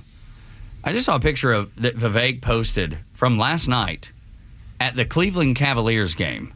He's standing there with the Cavs mascot, and they've brought him his own Ramaswamy number 25 T-shirt, his jersey T-shirt. Pretty impressive.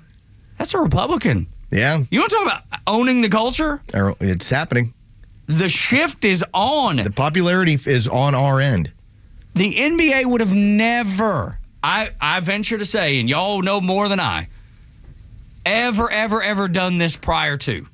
The league is recognizing that they have a viewership issue. It's the simple it's issue by like of what's going 46%, on. isn't it? Yes, it's been down. And I believe they're now having to center a message. And some of these organizations are doing it. For instance, it's not going to happen in San Antonio. The Spurs are who they are. Probably not the Mavericks either. New ownership. Oh, yeah, it's that's different. right. I didn't even think of that. Yes, it's you're totally different. And you will have some of these organizations that are going to center the message versus what they were doing. Think about what the NFL just announced they're going to do when it comes to the Super Bowl. The end racism that's been in the back of the end zones, it's going away. You know why? Because we ended racism. That's right. It's mission accomplished. Because before that was in the end zone, like when they had choose love on the helmets, I never chose love. But the NFL told me it was time to choose love, and that's why I did it. That's right. And I was as racist as it got right up until that end zone had a thing in there. And now you're back to good. When it said we're all in it together, I said, my COVID thoughts is it's pretty much me. But once it was on the helmets, I was like, we are all in it together. It takes all of us. That's right. Yeah. Yeah, we're getting away from political messaging in this way. Nonsensical. Hakeem Jeffries is doing his best to speak ill of this popular new federal oversight next on Extra. It's time for the Bortz Report, exclusively on Atlanta's only conservative news and talk station, Extra 106.3. Well, here's some interesting news. Guess who among Democrats is polling number one to be their next candidate for president of the United States? It's a her. It's a BIPOC her. That means black or indigenous or person of color. And yes, the answer is Kamala Harris. Boy, the Democrats and the Democrat voters have really learned their lesson this time, haven't they? If the primaries were held right now and they had a convention and chose a candidate, the polls say that it would be Kamala Harris, the hyena. But since I mentioned BIPOC, B-I-P-O-C, black, indigenous, or person of color, DNC members, Democrat National Committee, have a reform package that they're trying to make part of their rules. Rules relating to who can and cannot, who must be a member of the DNC. Here you go. They are considering a pledge to appoint more than one transgender person to an at-large seat in the DNC. And furthermore, that pick has to reflect the diversity in the trans community. So not only does this person or persons have to be trans, they also have to be black or indigenous or some color other than white. Oh, and by the way, at the recent DNC forum, Jonathan Capehart, I don't intend to look him up, I don't care, is blaming racism and misogyny for Kamala's loss, not the fact that she was wholly unqualified. Remember the rules, folks. When you haven't learned, you're ignorant. When you can't learn, you're stupid. Same thing, actually. Neil Bortz, Extra 106.3. Go beyond a baseball game with your Atlanta Braves and check out Truist Park's Ballpark Tour. See the ballpark like never before and explore the franchise's rich history with artifacts, exhibits, and more, led by tour guides who will take you to places behind the scenes that most fans never have seen before, including the press box, premium club spaces, and of course, step onto the field where your favorite Braves players battle it out during the season. And each tour comes with a complimentary player chain necklace. Fans will also have access to the Braves Clubhouse starting February 17th through March 22nd. And did you know Truist Park also offers the opportunity to host birthday parties? The birthday package includes a private tour of the ballpark, birthday invitation template, special gift for the birthday child, and goodie bags for all the kids. Upgrades like a visit from the Braves mascot blooper are also available. Visit Braves.com/tours to book a tour or a birthday party today. Amazon Business offers smart business buying solutions, so you can spend more time growing your business and less time doing the admin. Learn more at amazonbusiness.com. Lee Brandt Jewelry and Watch Company, where quality and value make the difference. Locally owned and located in Sandy Springs, offering you the finest selection of unique diamonds, sapphires, rubies, and emerald jewelry, as well as other fine gemstones. Lee Brandt Jewelry and Watches has been servicing Rolex watches for over 30 years, and their Rolex-trained watchmaker will service your watch in their state-of-the-art Rolex service center in their store. Lee Brandt uses only genuine Rolex parts, and their estimates are free. Drop by Lee Brandt in the Trader Joe's Shopping Center in Sandy Springs or visit LeeBrandt.com. WFOM and W292EV Marietta, a Dickey broadcasting station. The 9 a.m. hour is presented by Southern Exteriors. Quality and precision you can rely on. Searching for a gunman who shot up his workplace. I'm Dave Anthony, Fox News. This pattern is too common in our country, and we must do better. Sloan Spalding is the mayor of New Albany, Ohio, outside Columbus, where a gunman opened fire at a cosmetics plant late last night, killing one coworker, wounding 5 others. Police Chief Greg Jones says our state partners and federal authorities immediately began to try to track the suspect down. We are doing so as we speak. A police officer is being mourned in North Las Vegas, Nevada, killed when he confronted an armed man who's also dead, hit by return fire. Reaction keeps coming in to President Trump's controversial plan to rebuild Gaza, where a ceasefire still holds. Majed al-Ansari, an advisor to Qatar's prime minister, just told Fox, no one player around the world can do it alone. This has to be an international effort led by countries like the United States in order for us to have a sustainable peace in the region. Here's the president's plan. The U.S. will take over the Gaza Strip, and we will do a job with it, too. We'll own it and be responsible for dismantling all of the dangerous unexploded bombs and other weapons on the site. Wanting to demolish the war destruction and develop Gaza into like a Riviera in the Middle East and send Palestinians displaced to Egypt, Jordan, and other countries. Hamas calls it a recipe for chaos. President Trump's planning a new transgender executive order today that aims to prevent athletes born male from competing in girls' or women's sports. The day after a federal judge blocked a Trump order to move transgender female inmates out of women's prisons. The president also readying an executive order to abolish the Department of Education. So we spend more per pupil than any other country in the world, and we're ranked at the bottom of the list. We're ranked very badly. And what I want to do is let the states run schools. Well, Congress would have to sign off on getting rid of the education department. Trump critics warn it would gut some programs in schools, hurting students and families. A change at the U.S. Postal Service, which now says it will accept packages shipped from China and Hong Kong, hours after saying it wouldn't, following new U.S. tariffs on Chinese imports. America's listening to Fox. Seems everything costs more these days. Gas, groceries, and when's the last time you checked your wireless bill? Yikes. When it comes to big wireless, if you're staying, you may be overpaying. Switch to Consumer Cellular and get the same fast, reliable nationwide coverage without the big wireless bill. Plans start at just $20 a month, and that's not a short-term promo. But don't just take our word for it. Here's Jackie and Veronica, real customers. I didn't know that I could get something for a lot less money that was actually better than who I was with before. Anytime anybody complains about their cell phone bill, we say, you've got to check out Consumer Cellular. Our U.S.-based experts will get you switched and saving in about 20 minutes. Just call or click to see how much you can save today. Because when it comes to big wireless, if you're staying, you may be overpaying. Call 1-888-FREEDOM or visit ConsumerCellular.com. That's 1-888-FREEDOM or ConsumerCellular.com today. Real people pay to share their opinions in this ad. Plans include $5 credit for auto pay and e-billing.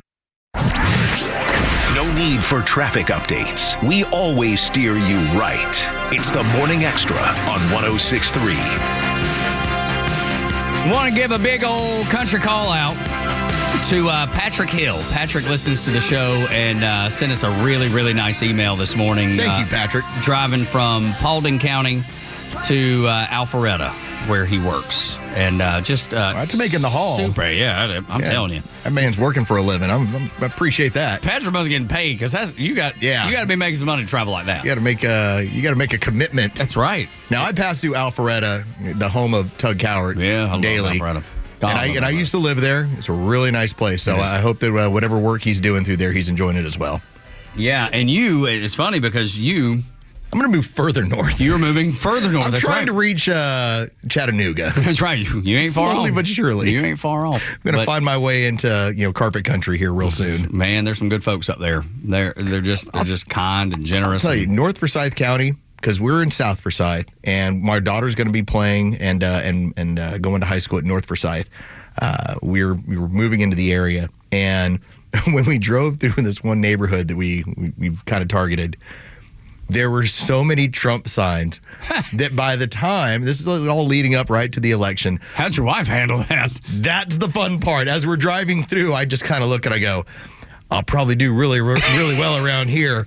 I'm not sure about you, though. These are my people. I'm not. And we have some good family friends that they're very involved in Forsyth County politics on the Republican side.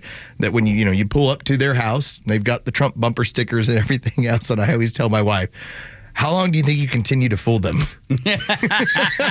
How long can you keep it under wraps? But that's the friendly part. They probably know that my wife has a different political affiliation, but yet their daughter, my daughter, they're best buddies, and whenever they interact with my wife, they're like, she's a cool lady. Well, yeah, that's how it's supposed to be. Absolutely. I have no ill will against people that disagree with me, unless they're a tool to me, which has happened. I have no ill will toward anybody that feels differently than I do. Now, I might argue with you. I try not to unless it's here, but I mean, if the debate comes up, I might try to prove my point and tell you why I feel the way I do, if that's what you've drawn me into. But there's never a point when we're done.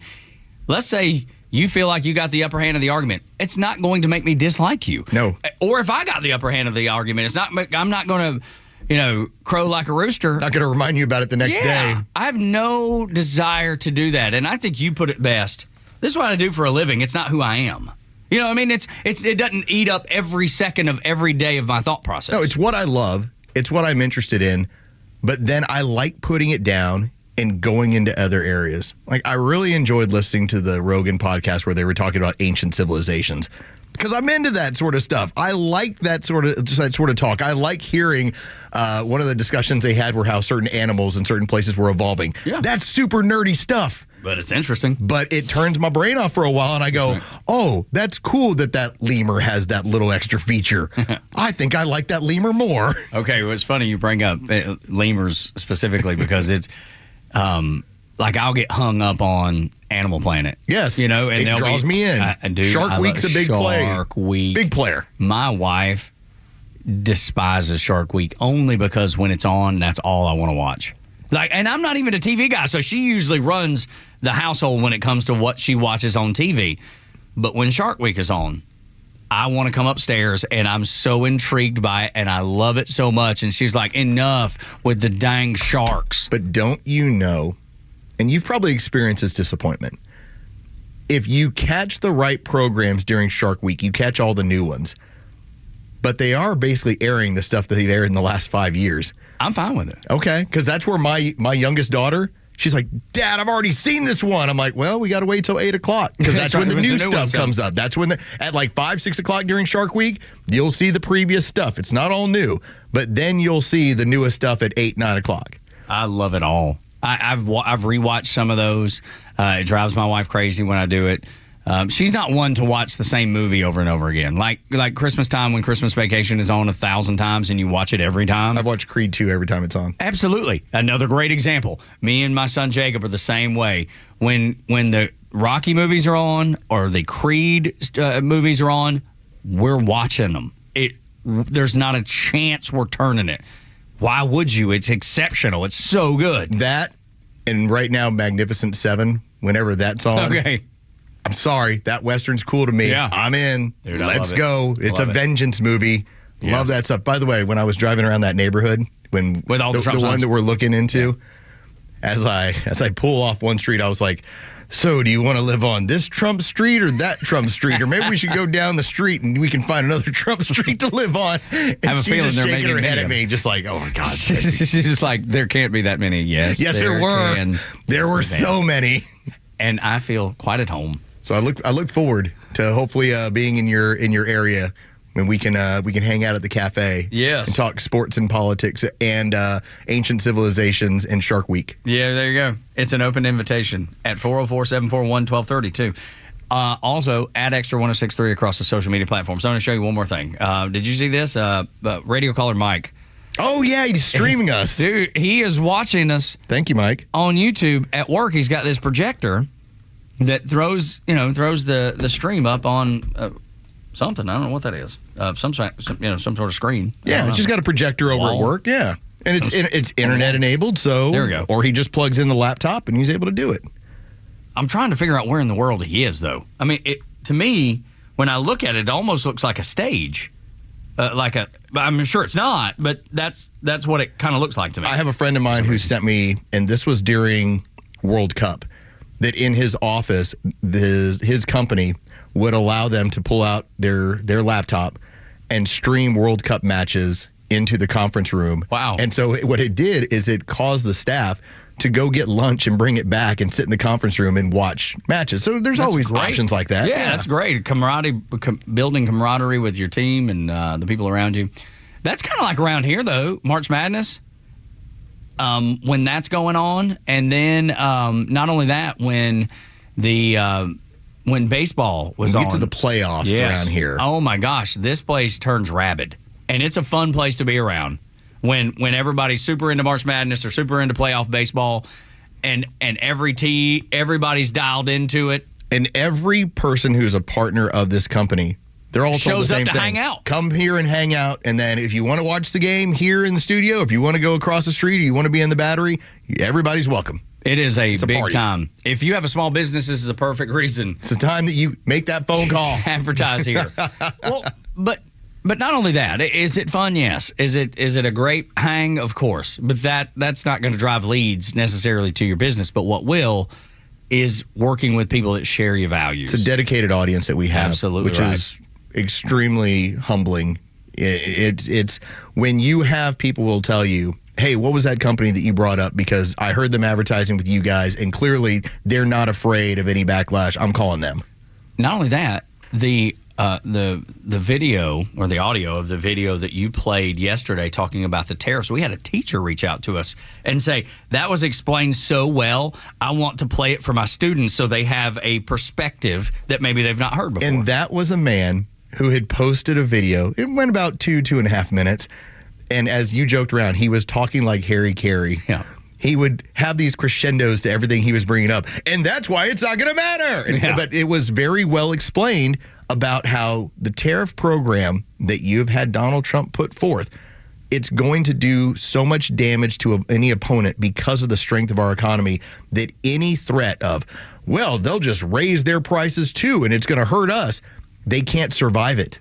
That's right. Because they buy so much more from us than we buy from them. It's a good spot to be, and you've got the right person running the show. He's doing what he campaigned on. He's doing what you ask him to do, which most politicians do not. So when you hear from folks like this, for like Mike, this streaming us, the teacher that's listening, we have people that don't agree. We had a caller yesterday from Buford that was getting after me about NATO. I love that call. I love that conversation. I love discussing and debating it back and forth. I love the fact that he was willing to say, I don't agree with you, and here's why. And we still didn't agree at the end of the call, and I hope he calls back again. I hope he's listening this morning. Yeah. Thank you. We're good with that. I think that is good. I don't get offended by it one bit. Not even the least. In fact, my favorite pieces of whether it's an email or a phone call or even a tweet, it's when it makes me think, you know what, I want to look a little deeper into what you're saying. Yeah. And sometimes it actually strengthens my argument because I can say, this is how full of it you are. Yeah, right. But other times I might go, They got a point. Got to be some point. Absolutely. And I'm not afraid to tell you if you have a good point. I'm not. And I'm willing to do it. We still may not agree, and I still think you can make a good point. Well, like Hakeem Jeffries. Oh, you my think gosh. he has really good points. All the time. A minority leader in Congress. You're like, he makes a lot of... And Tug actually spends every morning, he gets coffee. That's right. And then he says, I was listening to Hakeem last night, and he made one good point after the next. This didn't happen to be one of those moments, however. When he said Doge is actually stealing from the people. They've done nothing as it relates to lowering the high cost of living. At the same time, they are raiding the government, attempting to steal taxpayer money. That's what the situation at the Treasury Department is all about. We will introduce the Stop the Steal Act in short order to prevent unlawful access with respect to the Department of Treasury's payment system connected to people who are trying to steal personal, sensitive, and confidential information. Dude, I wrote down, Trump's been in office 3 weeks. And we're the start of the third week. Right. And this is what you think is a negative? And then he said they're raiding the government and stealing money. If I were to steal money, I would be putting it in my pockets. I've yet to see Donald Trump put a penny in his pocket or Elon Musk put a penny in his pocket. What they're saying is, don't send it to people that don't share American values. Don't waste taxpayer dollars on comic books or Sesame Street style shows in Iraq. This is going to be a long-term play because we've all talked about how we're in a situation with the amount of government spending with $36 trillion in debt. The rent's going to come due and it's going to be expensive and it's going to hurt. There's a reason why we're still dealing with interest rates that can be anywhere from the high 6s to the 8s, depending on your credit score. That's ridiculous based on what we've seen in the past over the last 10 years.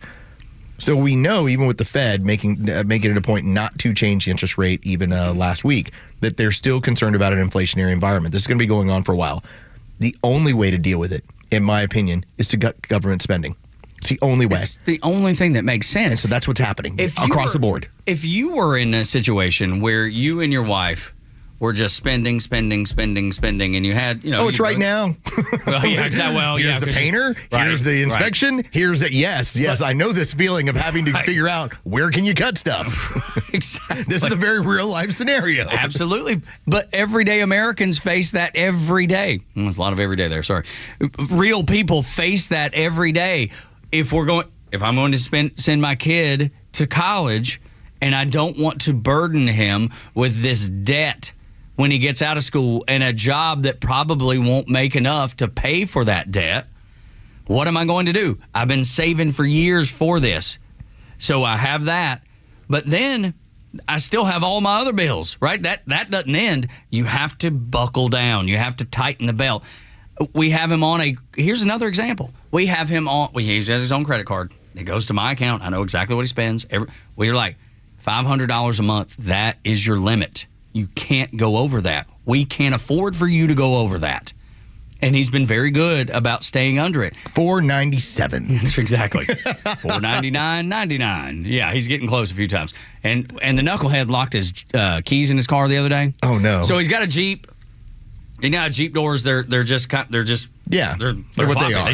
They just open and close. Like vinyl doors, depending on they got the build. They just have there's no like spring. It just if you have a Jeep, you know what I'm talking about. So he was putting on his baseball cleats and the Jeep door was open. Somehow it was locked. I don't know why it was locked. Keys sitting in the seat. Wind gust closes the door. He's standing there with one shoe on, the other sitting in the floorboard. Okay, this is a problem. Yes. So acts fast, thinks fast. He and his buddy, because his phone's in the car, his buddy, they call a guy, a locksmith, to come out, pop the lock, get in there, cost him $70. I'm about to say, cost him about $100. Yeah. The guy was like, you can run this through your insurance, so we got to call Allstate about this to figure out if we can write this off or get reimbursed or whatever. But when his mama was looking at his credit card receipt, she's like, you're at $465, dude, or $565. You're over. And he was like, no.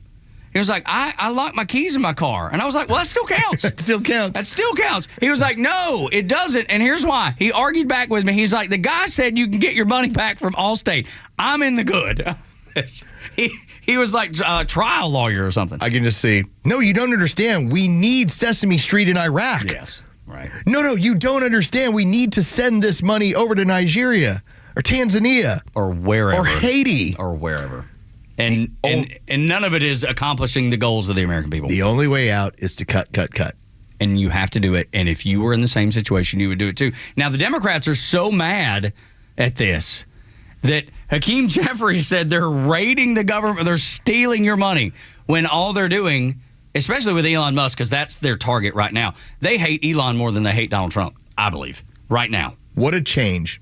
as much as we've seen the change of Donald Trump from 2016 to 2020 to now, he's the savior of Rome at 2025. That's how he's being treated. In pop culture, he's back to where he was before he ever got involved in any of this politics. Yeah. The same thing is happening with Elon Musk. This is a guy who was launching rockets with the intention of going to Mars. This is a guy who had, when it came to the EV market, he is the EV market. He was the darling of the left.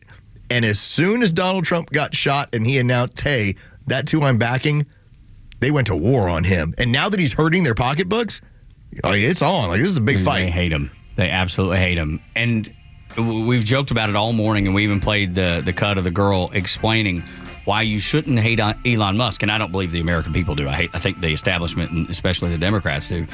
Because all he's doing is pointing out he has no power, zero authority.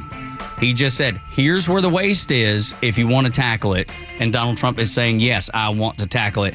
And the Democrats hate him for it. It's almost like you have a therapist. They're going to suggest some things to you, but it's up to you to whether you're not going to do it. Do you want to make the move? Do you want to change some things? That is what Elon Musk and his team are doing. Hey, we found this. It's up to you what you want to do about it. Before we know it, it's, hey, we're suspending that, or we're cutting that, or we're not doing that anymore. John Kennedy has already told you the next target for the Trump administration's government restructuring, the one that you voted for, the one that you are in favor of, the one that puts a smile on your face when you see people melting down over it. Tell you what that target is next on Extra 106.3.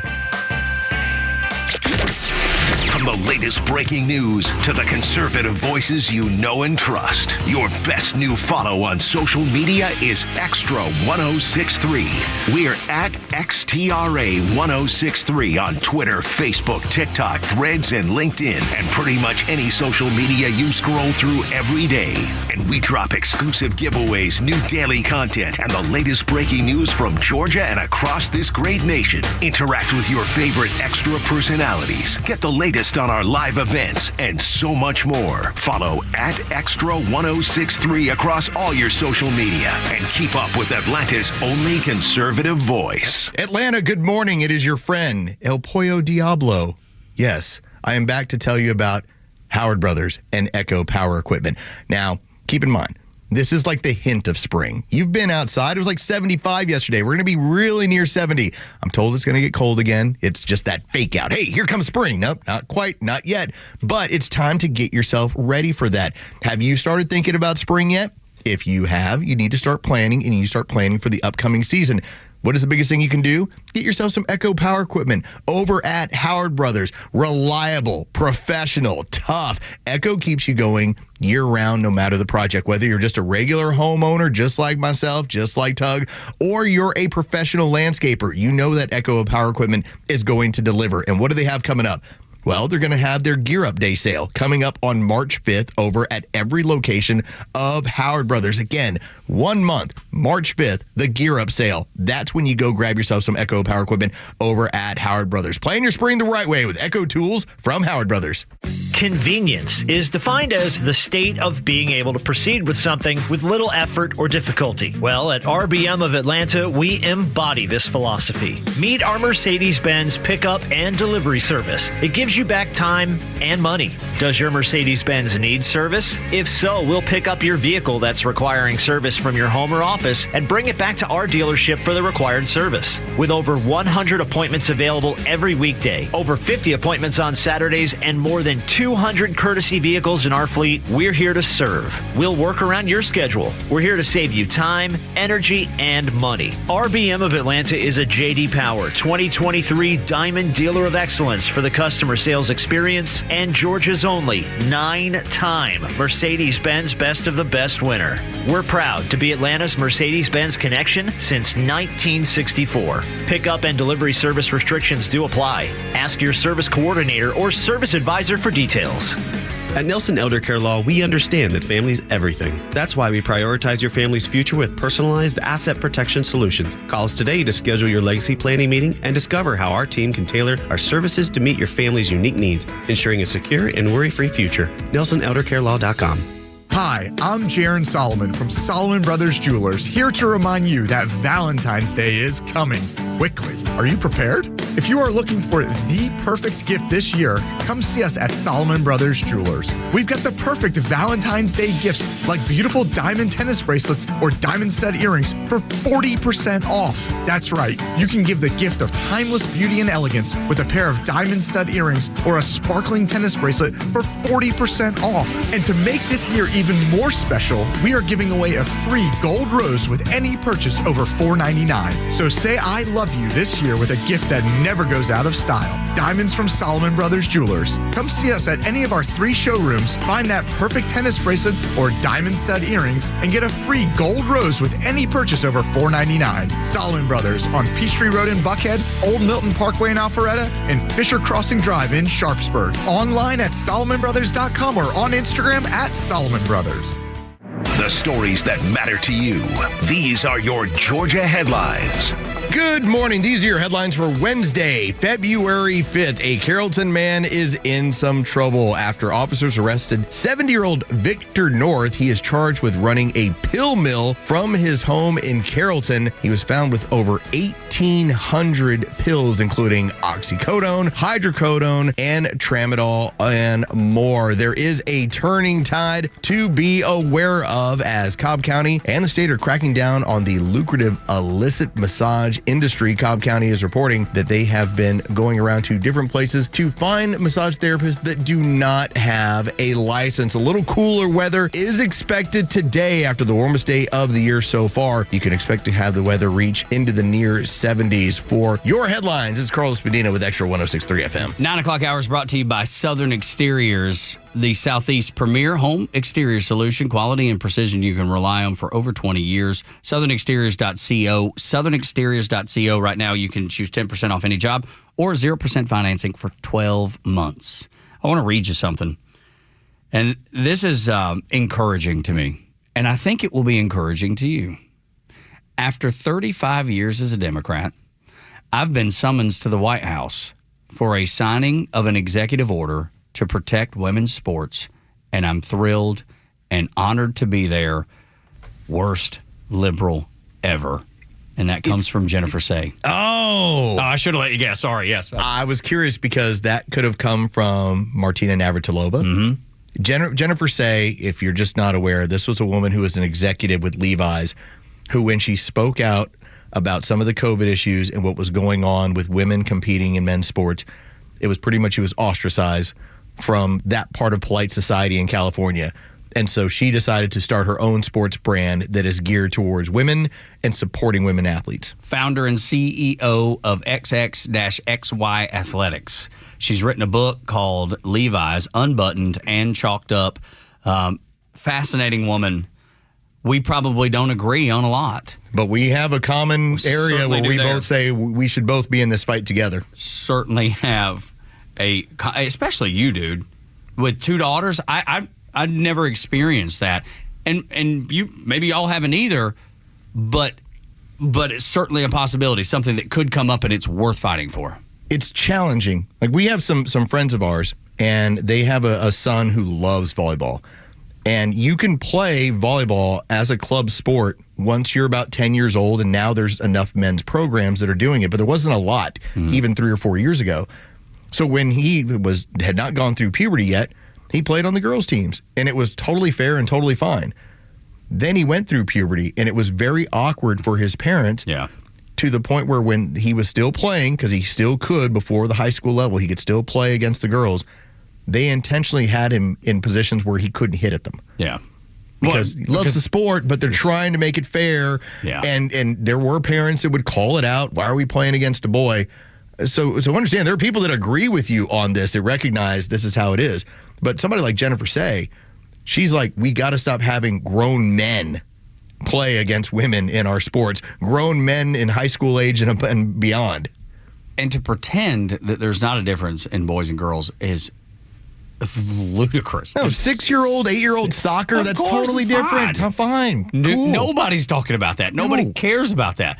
But at the high school and NCAA levels, there is a massive difference. And to pretend otherwise, you are being dishonest if you think or you say that there's not a difference. Now, it may be of your political persuasion to do so, but you know better. You know there's a difference. You and I know there's a difference. And until you can be honest, then there's not much to talk about as far as, the differences in the point of view. Is that a PC generational thing? I think so. I do. That we can't acknowledge that there are a difference in the sexes. That women, part of what they have is a much higher pain tolerance than we do in the interest of childbirth. That they have more of a nurturing nature where we have more of a fighting nature. Right. And we're built stronger and bigger typically as hunter-gatherers. You seem this is simple stuff here. You seem like you're saying trust the science. That's what I say. Well, I mean, I'm also not on board with trusting the science so much anymore. But if you can't acknowledge that there's a difference in the sexes, then we don't have a point of conversation. If we can't start right there, right. Is there a difference in how men and women are built? Yes. Well, one of the funnier things I still remember. Look at the skeletons. It was Riley Gaines, friend of the show, was on the show several months ago. And she was in front of a classroom.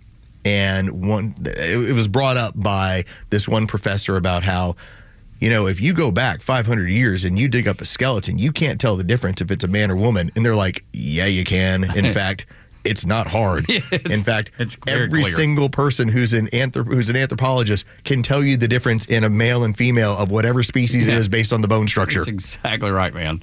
And it's so very clear and it's so obvious. And I don't care what your politics are, you can't pretend that reality isn't a factor, because it is. Even if they dug up Joe with his feminine features and his sweetness, they would still say, that's a man, damn My it. wide birthing hips. That's right. They would say, he was gifted those. Too bad he couldn't reproduce. That's right. The engine under the hood just... It's not gonna run. It's not gonna work. My comment left you speechless, Tug. That's exactly right. He was struggling to process. He's like, he's got these birthing hips, and yet he can't give birth. I've never noticed them before. They're beautiful. They're quite wondrous. That's right. It knocked my hat off. I couldn't believe it. There's majestic elements of this show, and one of them are Joe's hips. That and that sweet mustache. That's right. Them hips don't lie ever. No, they don't. Not to you or anyone else. I'm like Shakira and Tom Selleck combined. That's right. That's amazing. Think of that combo. Like 80s Tom Selleck with like 90s Shakira. I don't want to think about that. This sounds awful. Shakira's like... Too bad you're looking at it. Shakira's 50, and that woman's still like she's stunning. Shaking it. Absolutely stunning. Good for her. She does not like taxes, I hear. Not a fan. Not a whole lot of people are. I agree with her. In fact, I got my W-2 a few weeks back, and I just put it in a drawer. I said, I'm going to look at you later. Yes, stay away from me. Like, treated it like it was some sort of demon. Yeah. Like just get here. Like you're going to rub Be off gone, on you. demon. That's right. Out of here. You will never come out of this drawer. John Kennedy from Louisiana. He said it. Now Elon Musk is saying it too. Trump will end the Department of Education. And I know Angela Morabito, who comes onto the show all the time, and man, I'm starting to see her pop up everywhere. Yeah, Angela's profile is growing and growing. She's not going to have time for us down the road. She's going to look at us like, guys, I got to go do Fox again. I can't believe that about her, just because she's such a saint. Oh, she'll forget where she came from. You'll see. No way, Los. I refuse to believe it. But she also wants that Department of Education. She does. Well, she hinted at it, that this is the direction it looks like it's going. Last time we had her on last week. Yes, and I think that she will fall right in line, because she's quick to point out the failures of the education department, and she worked as the spokeswoman for the Department of Education under Betsy DeVos in the first Trump administration. We tried to pin her down to see if there was new positions that might open for her, and she was very vague in her answers that she gave. And that's fine. That's all we needed. She gave us the wink and the nod of there's things in the works. We'll see what happens. There could be something. The status quo has failed. We know that. You have to do something different. You think that the USAID thing have got these people worked up, got the left worked up, got teachers' unions worked up, and you just wait. This is going to send the left into a rage that you have never seen before. Not because they care about your students, because they don't have access to put some sort of impression on your students, some sort of way to convince them. Like when kids go to college and they are brainwashed because their teacher has told them, you think it's bad at this college level? Think about the little mind in kindergarten that's being fed nonsense and ultimately it'll grow into a person that believes nonsense. They don't want to lose that access to teaching your kids about crazy liberal politics. Well, Randy Weingarten, who runs the teachers union, the largest teachers union in the country, she was spouting off yesterday because she's another one of those people that recognizes that if this thing goes away, the teachers union loses most all of their power, because teachers unions are funded out of your local state. That's where the money comes from. It's not like there is some big jar on high in D.C. where we're saying, here, let's throw you all of your money to cover everything that you're going to need this year. Now, yeah, there's some federal funding that shows its way in, and there's strings attached. But imagine if you got rid and now we had, let's say 50 different groups. Or in this case, when it comes to counties, you had 1,000 different counties or different municipalities that are deciding their education level and how much they're spending and what they're teaching. That would create the segmentation that would ruin things for Randy Weingarten and the teachers union. And that's all they care about. That's all they're concerned about. And the influence, they want that influence on your child. They do. They won't admit it. They'll say they care about your kid. They don't. It's clear that they don't. By what Randy Weingarten and people like her did during COVID, knowing that kids were just fine, COVID was not going to be a factor for them, and they told you they can't go to school. They kept them out for 2 years in some places. That should infuriate every parent.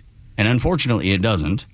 There's only probably more now than ever before. Now that all the shades have been raised.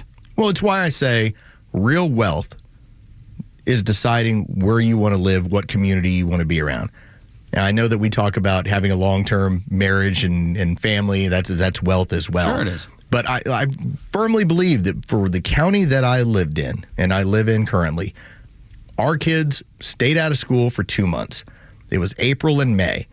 And then by the time we're coming around to the fall, we're going to school. Now, they were going to play the mask game and everything else, and I'm fine with it because they were going to be teaching and they were going to be in front of the teachers again. It wasn't ideal, but it was better than being home. It was better than the alternative, which in some counties in this state and in this area where you stayed at home the whole next year and sometimes into the next year. Michigan was amazingly totalitarian in not letting kids go back to school. And that's Gretchen Whitmer. That was she was the queen of that. And so I think when you talk about where you're living and your education system, you have a great influence on that. And if you can have more because the federal government keeps their fingers out of it, I'm all on board. Absolutely right. If there's no Department of Education, I'm fine with it. What, like education numbers are going to go down further? They can't. No. I mean, it would be nearly impossible. And that's what Angela has brought up so many times on our show is that if there was some sort of positivity that you could pull from the Department of Education, then there may be an argument to say, you know what, maybe we should keep it. But there isn't. Failing everywhere. There's not a glimmer of hope. There's nothing. And then, putting it back to the states, then I think it opens it up because it's smaller, it's more community, it's local. You can then influence the people that are in your community to hopefully operate the schools the way that you and your community sees fit, and that's what Lois is getting at, because the federal government's hands out of it. Now, I do believe the teachers' unions will survive. Just because there'll be a regional setup. Yeah, absolutely. And they will still have power. You will still need to keep your eyes peeled for crazy and chaos. Well, we have a similar scenario here in Georgia. The teachers' unions do not have any real power in these areas. Whereas you go to the Northeast and the teachers union is very in control. It's similar to this. And people would find this kind of funny. So I have in front of me an on-off button for my microphone. So Tug, make sure you keep your microphone on. So this is what it sounds like when I'm talking and it's on. This is what it sounds like when I'm talking when it's off. So that was off and that was on. If we were to broadcast in Chicago, New York, parts of LA, because of the broadcast unions, I'm not allowed to turn my mic on and off. Which is nuts. Yeah. Joe's looking at me like I'm crazy. You didn't know that? I had no idea. You are not allowed. In fact, because what will happen is you would be a union employee, Joe, and as part of the union contract, you're in charge of turning these things on and off. If we were to show up to do a broadcast somewhere and say we want to set up our systems and plug in our mics and plug in the power, the union would be the ones that have control and say, you can't. You have to wait for a union employee to come and do this. So There are places where, yes, unions have been necessary. There are places where unions have made things ridiculous. Just think, here's my on button. Here's my off button. That is my off button, and I'm not allowed to do that if I operate in Chicago or different parts of the Northeast. Can you imagine the damage that unions with that kind of power can do to your child's education? And that's your child's education. I'm just saying about an on-off button in broadcast. Can you imagine if they're in charge of what you are learning in school more so than right even now? That influence that they have, they would lose. That's why they're going to fight this tooth and nail. They are going to fight. You're going to hear chants. You're going to hear cheers. You're going to hear people like Chuck Schumer out there doing, rah-rah dances and things. It'll be absurd, and you'll be able to sit back and smile knowing that they're fools and that things are going to improve in your life if the DOE goes away. I'm hoping that Joe, along with some of our great audience, goes home today and at some point after the show brings up, do you know in certain places you can't turn your microphone on and off or plug in your equipment without a union employee being there to do it? It will be shocking to the person that he tells it to. I knew the plugging in equipment and all that and setting it all up. I didn't know it went all the way down to turning it on and off. There's a very funny piece of audio from WFAN, and it was Mike Francesa from back in the day when he was doing a daily show. And one of the employees turned his mic off, and all he's yelling is, "Turn my mic back on!" Because he's not allowed to do it. So insane. It goes directly against common sense. And we, in Trump's America, are back to common sense, which is good. It's helpful. 9 o'clock hour is brought to you by Southern Exteriors. Your home exterior solution since 1999. 10% off any job, 12 months, 0% financing. You choose windows, doors, roof, siding, gutters. They can do it all. Anything on the outside of your house, they can get done. Ronald Reagan would be a Trump supporter. You could hear it in his messages back in his day. We'll show you evidence. We'll play it for you next on Extra. The latest sports news, powered by 680 The Fan, and driven to extra listeners by RBM of Atlanta in Sandy Springs, Atlanta's Mercedes-Benz connection since 1964. In college hoops, the Georgia Bulldogs have lost 6 of their last 10 games. Now, after a strong start to the season, they stand with a 15-7 record. The Hoop Dogs play the 12-9 LSU Tigers tonight at 9 in Athens before facing 5 top 25 teams in a row to compete for a chance at the tournament. And the Georgia Tech Yellow Jackets beat the Clemson Tigers last night 89-86 in triple overtime. They won on the back of Nathan George, who scored 28 points playing for 55 minutes. For Extra 106.3 Sports, I'm Joe Virgin. No one plans on going to jail, but when it happens, it's important that you know who to call. At A Second Chance Bail Bonds, we believe everyone deserves a second chance. We handle bonds from local to federal for any jail in any city. And in most cases, we can have you or your loved one out of jail in a matter of hours. A Second Chance. It's better to know us and not need us than need us and not know us. Call A Second Chance 24/7 at 404-BAIL-OUT. That's 404-BAIL-OUT. Or online at atlbail.com.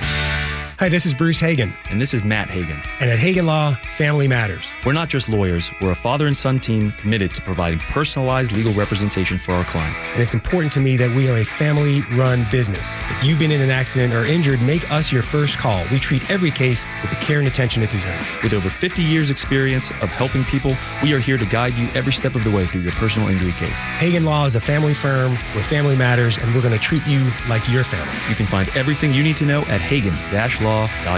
Are you tired of dealing with loud, ugly, drafty garage doors? Do you have certain rooms in the house that you can't keep cool in the summer or warm in the winter? Hi, I'm Dan Watkins with All Four Seasons Garage, Entry Doors, and Windows. Now is a great time to upgrade with brand new, efficient, quiet, and beautiful garage doors. Your garage door is the biggest opening in your home, which is why it's such an important part of your home's curb appeal and energy efficiency. Give us a call today at 770-517-7078. Get started today by visiting us at allfourseasonsgarages.com. Hi, my name is Steve from Marietta, and we hired ATL Turfco to build our dream backyard golf setup.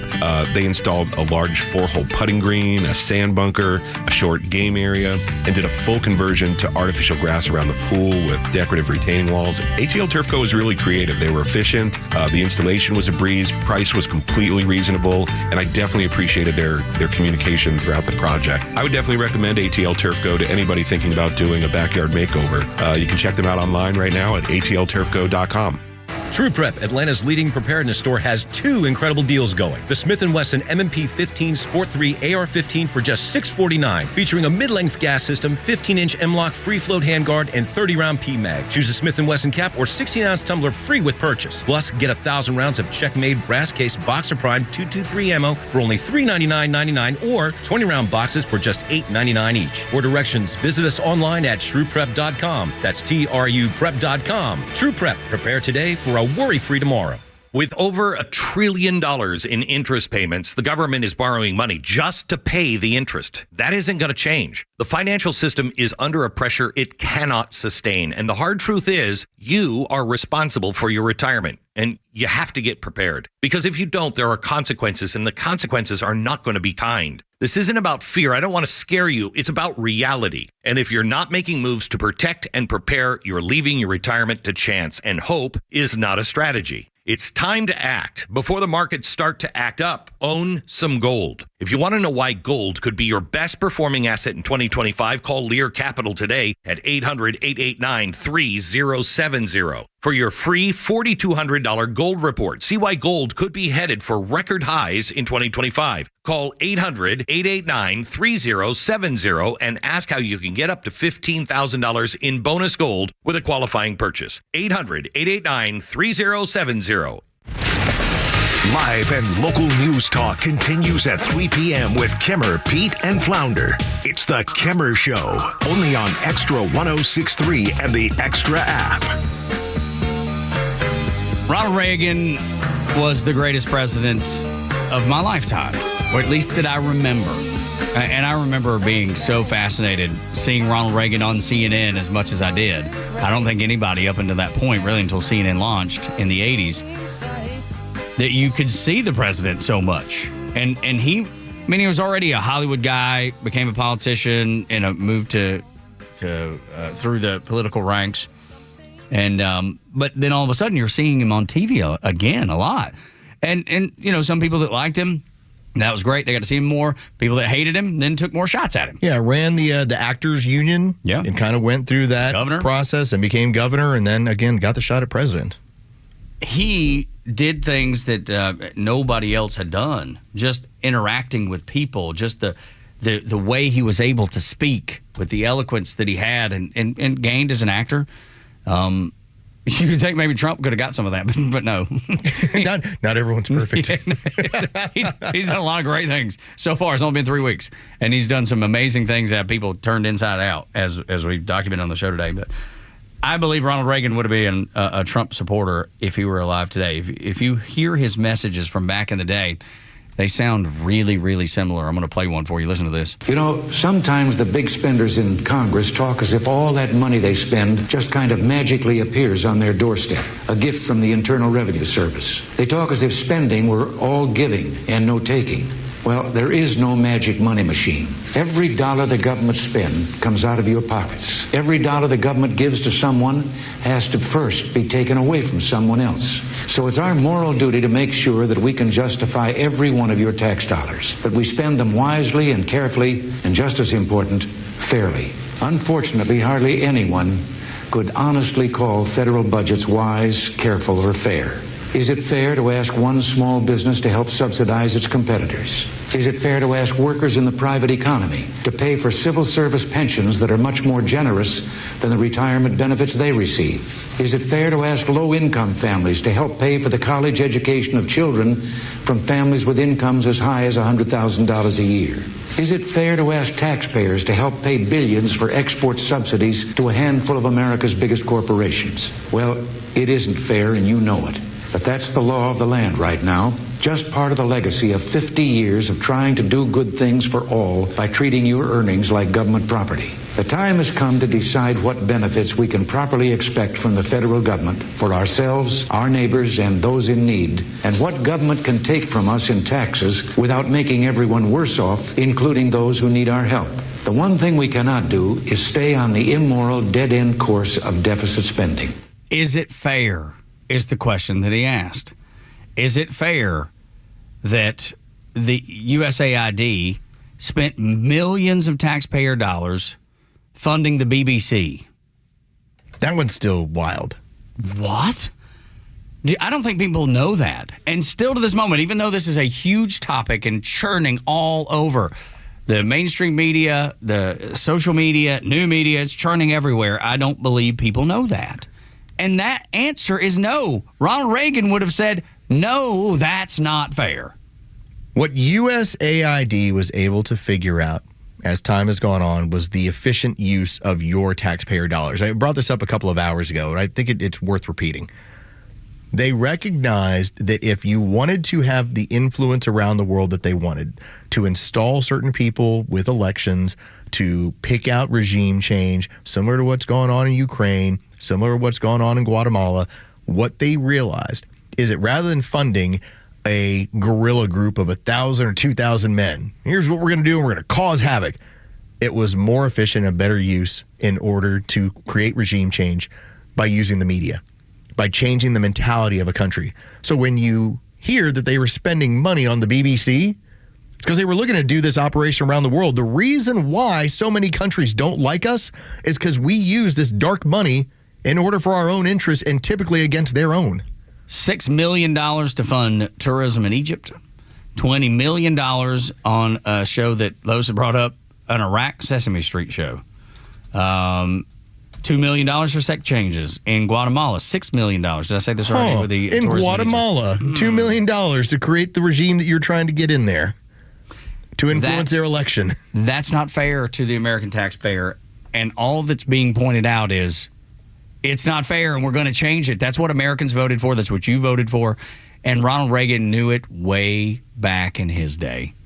It isn't fair, and it's not right. And he would have been in favor of Donald Trump, what he's doing, restructuring the government, shrinking the government, because Reagan talked about shrinking government all the time.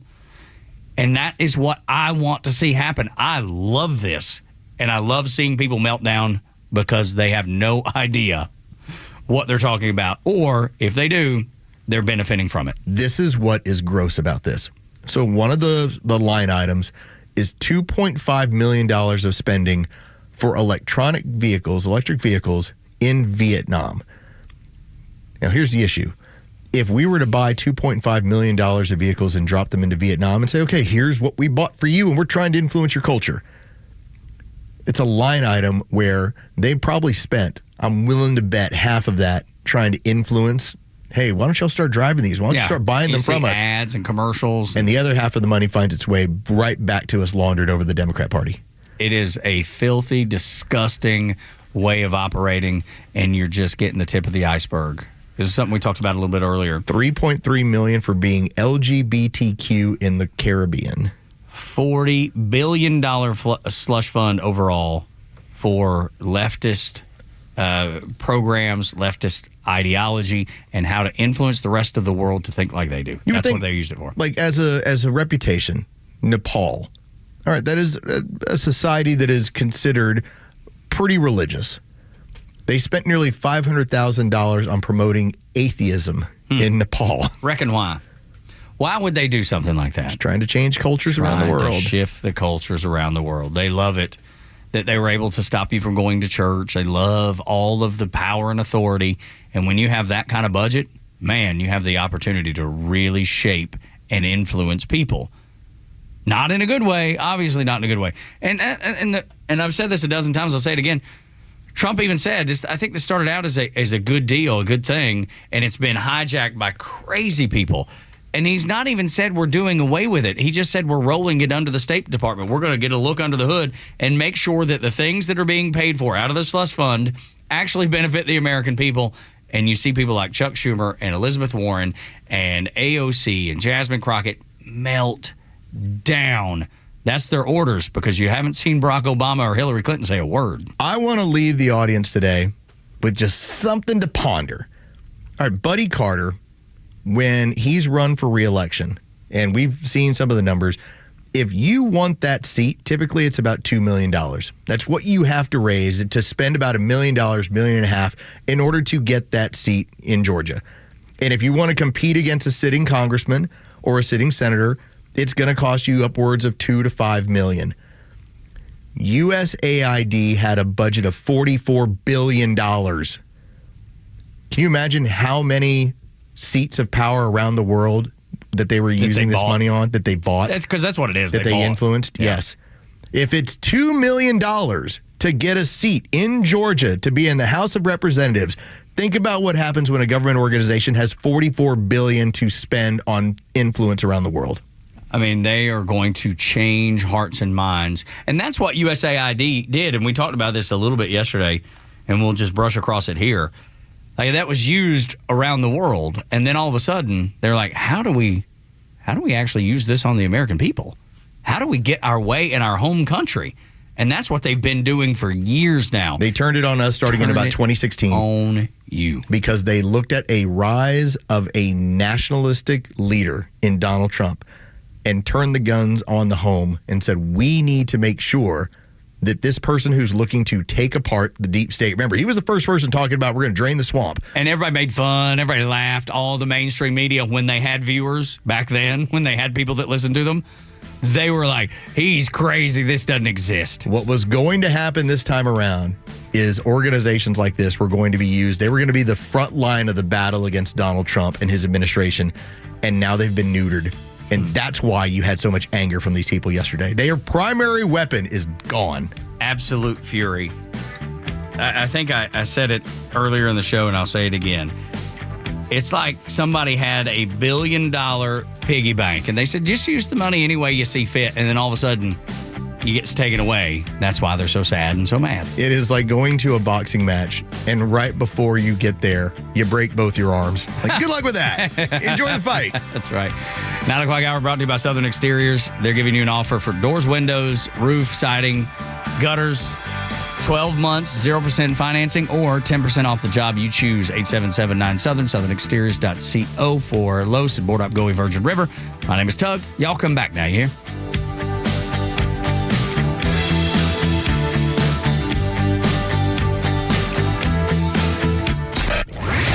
Hey, it's Tug. The Morning Extra has you covered from 6 to 10, and Kimmer's got you on the ride home. He's going to get to the line here pretty soon, did he, or not? And fair. I tried. I was hoping that would be the song. The title of the song is the big line coming up there. This is Offspring. No, well, it's Offspring, right? Yeah, it's okay, it says here, the Offspring went to number 1 British chart with Pretty Fly for a White Guy. So I was hoping that was, if that's not this song, I was going to wait for this thing. They haven't said it yet. That's not it. That's not it? Oh, that's why. See, I don't know anything about Offspring. There it is. Oh, there it was. You just said it. Well, and I talk over it. And you talk over it. We all talk over it.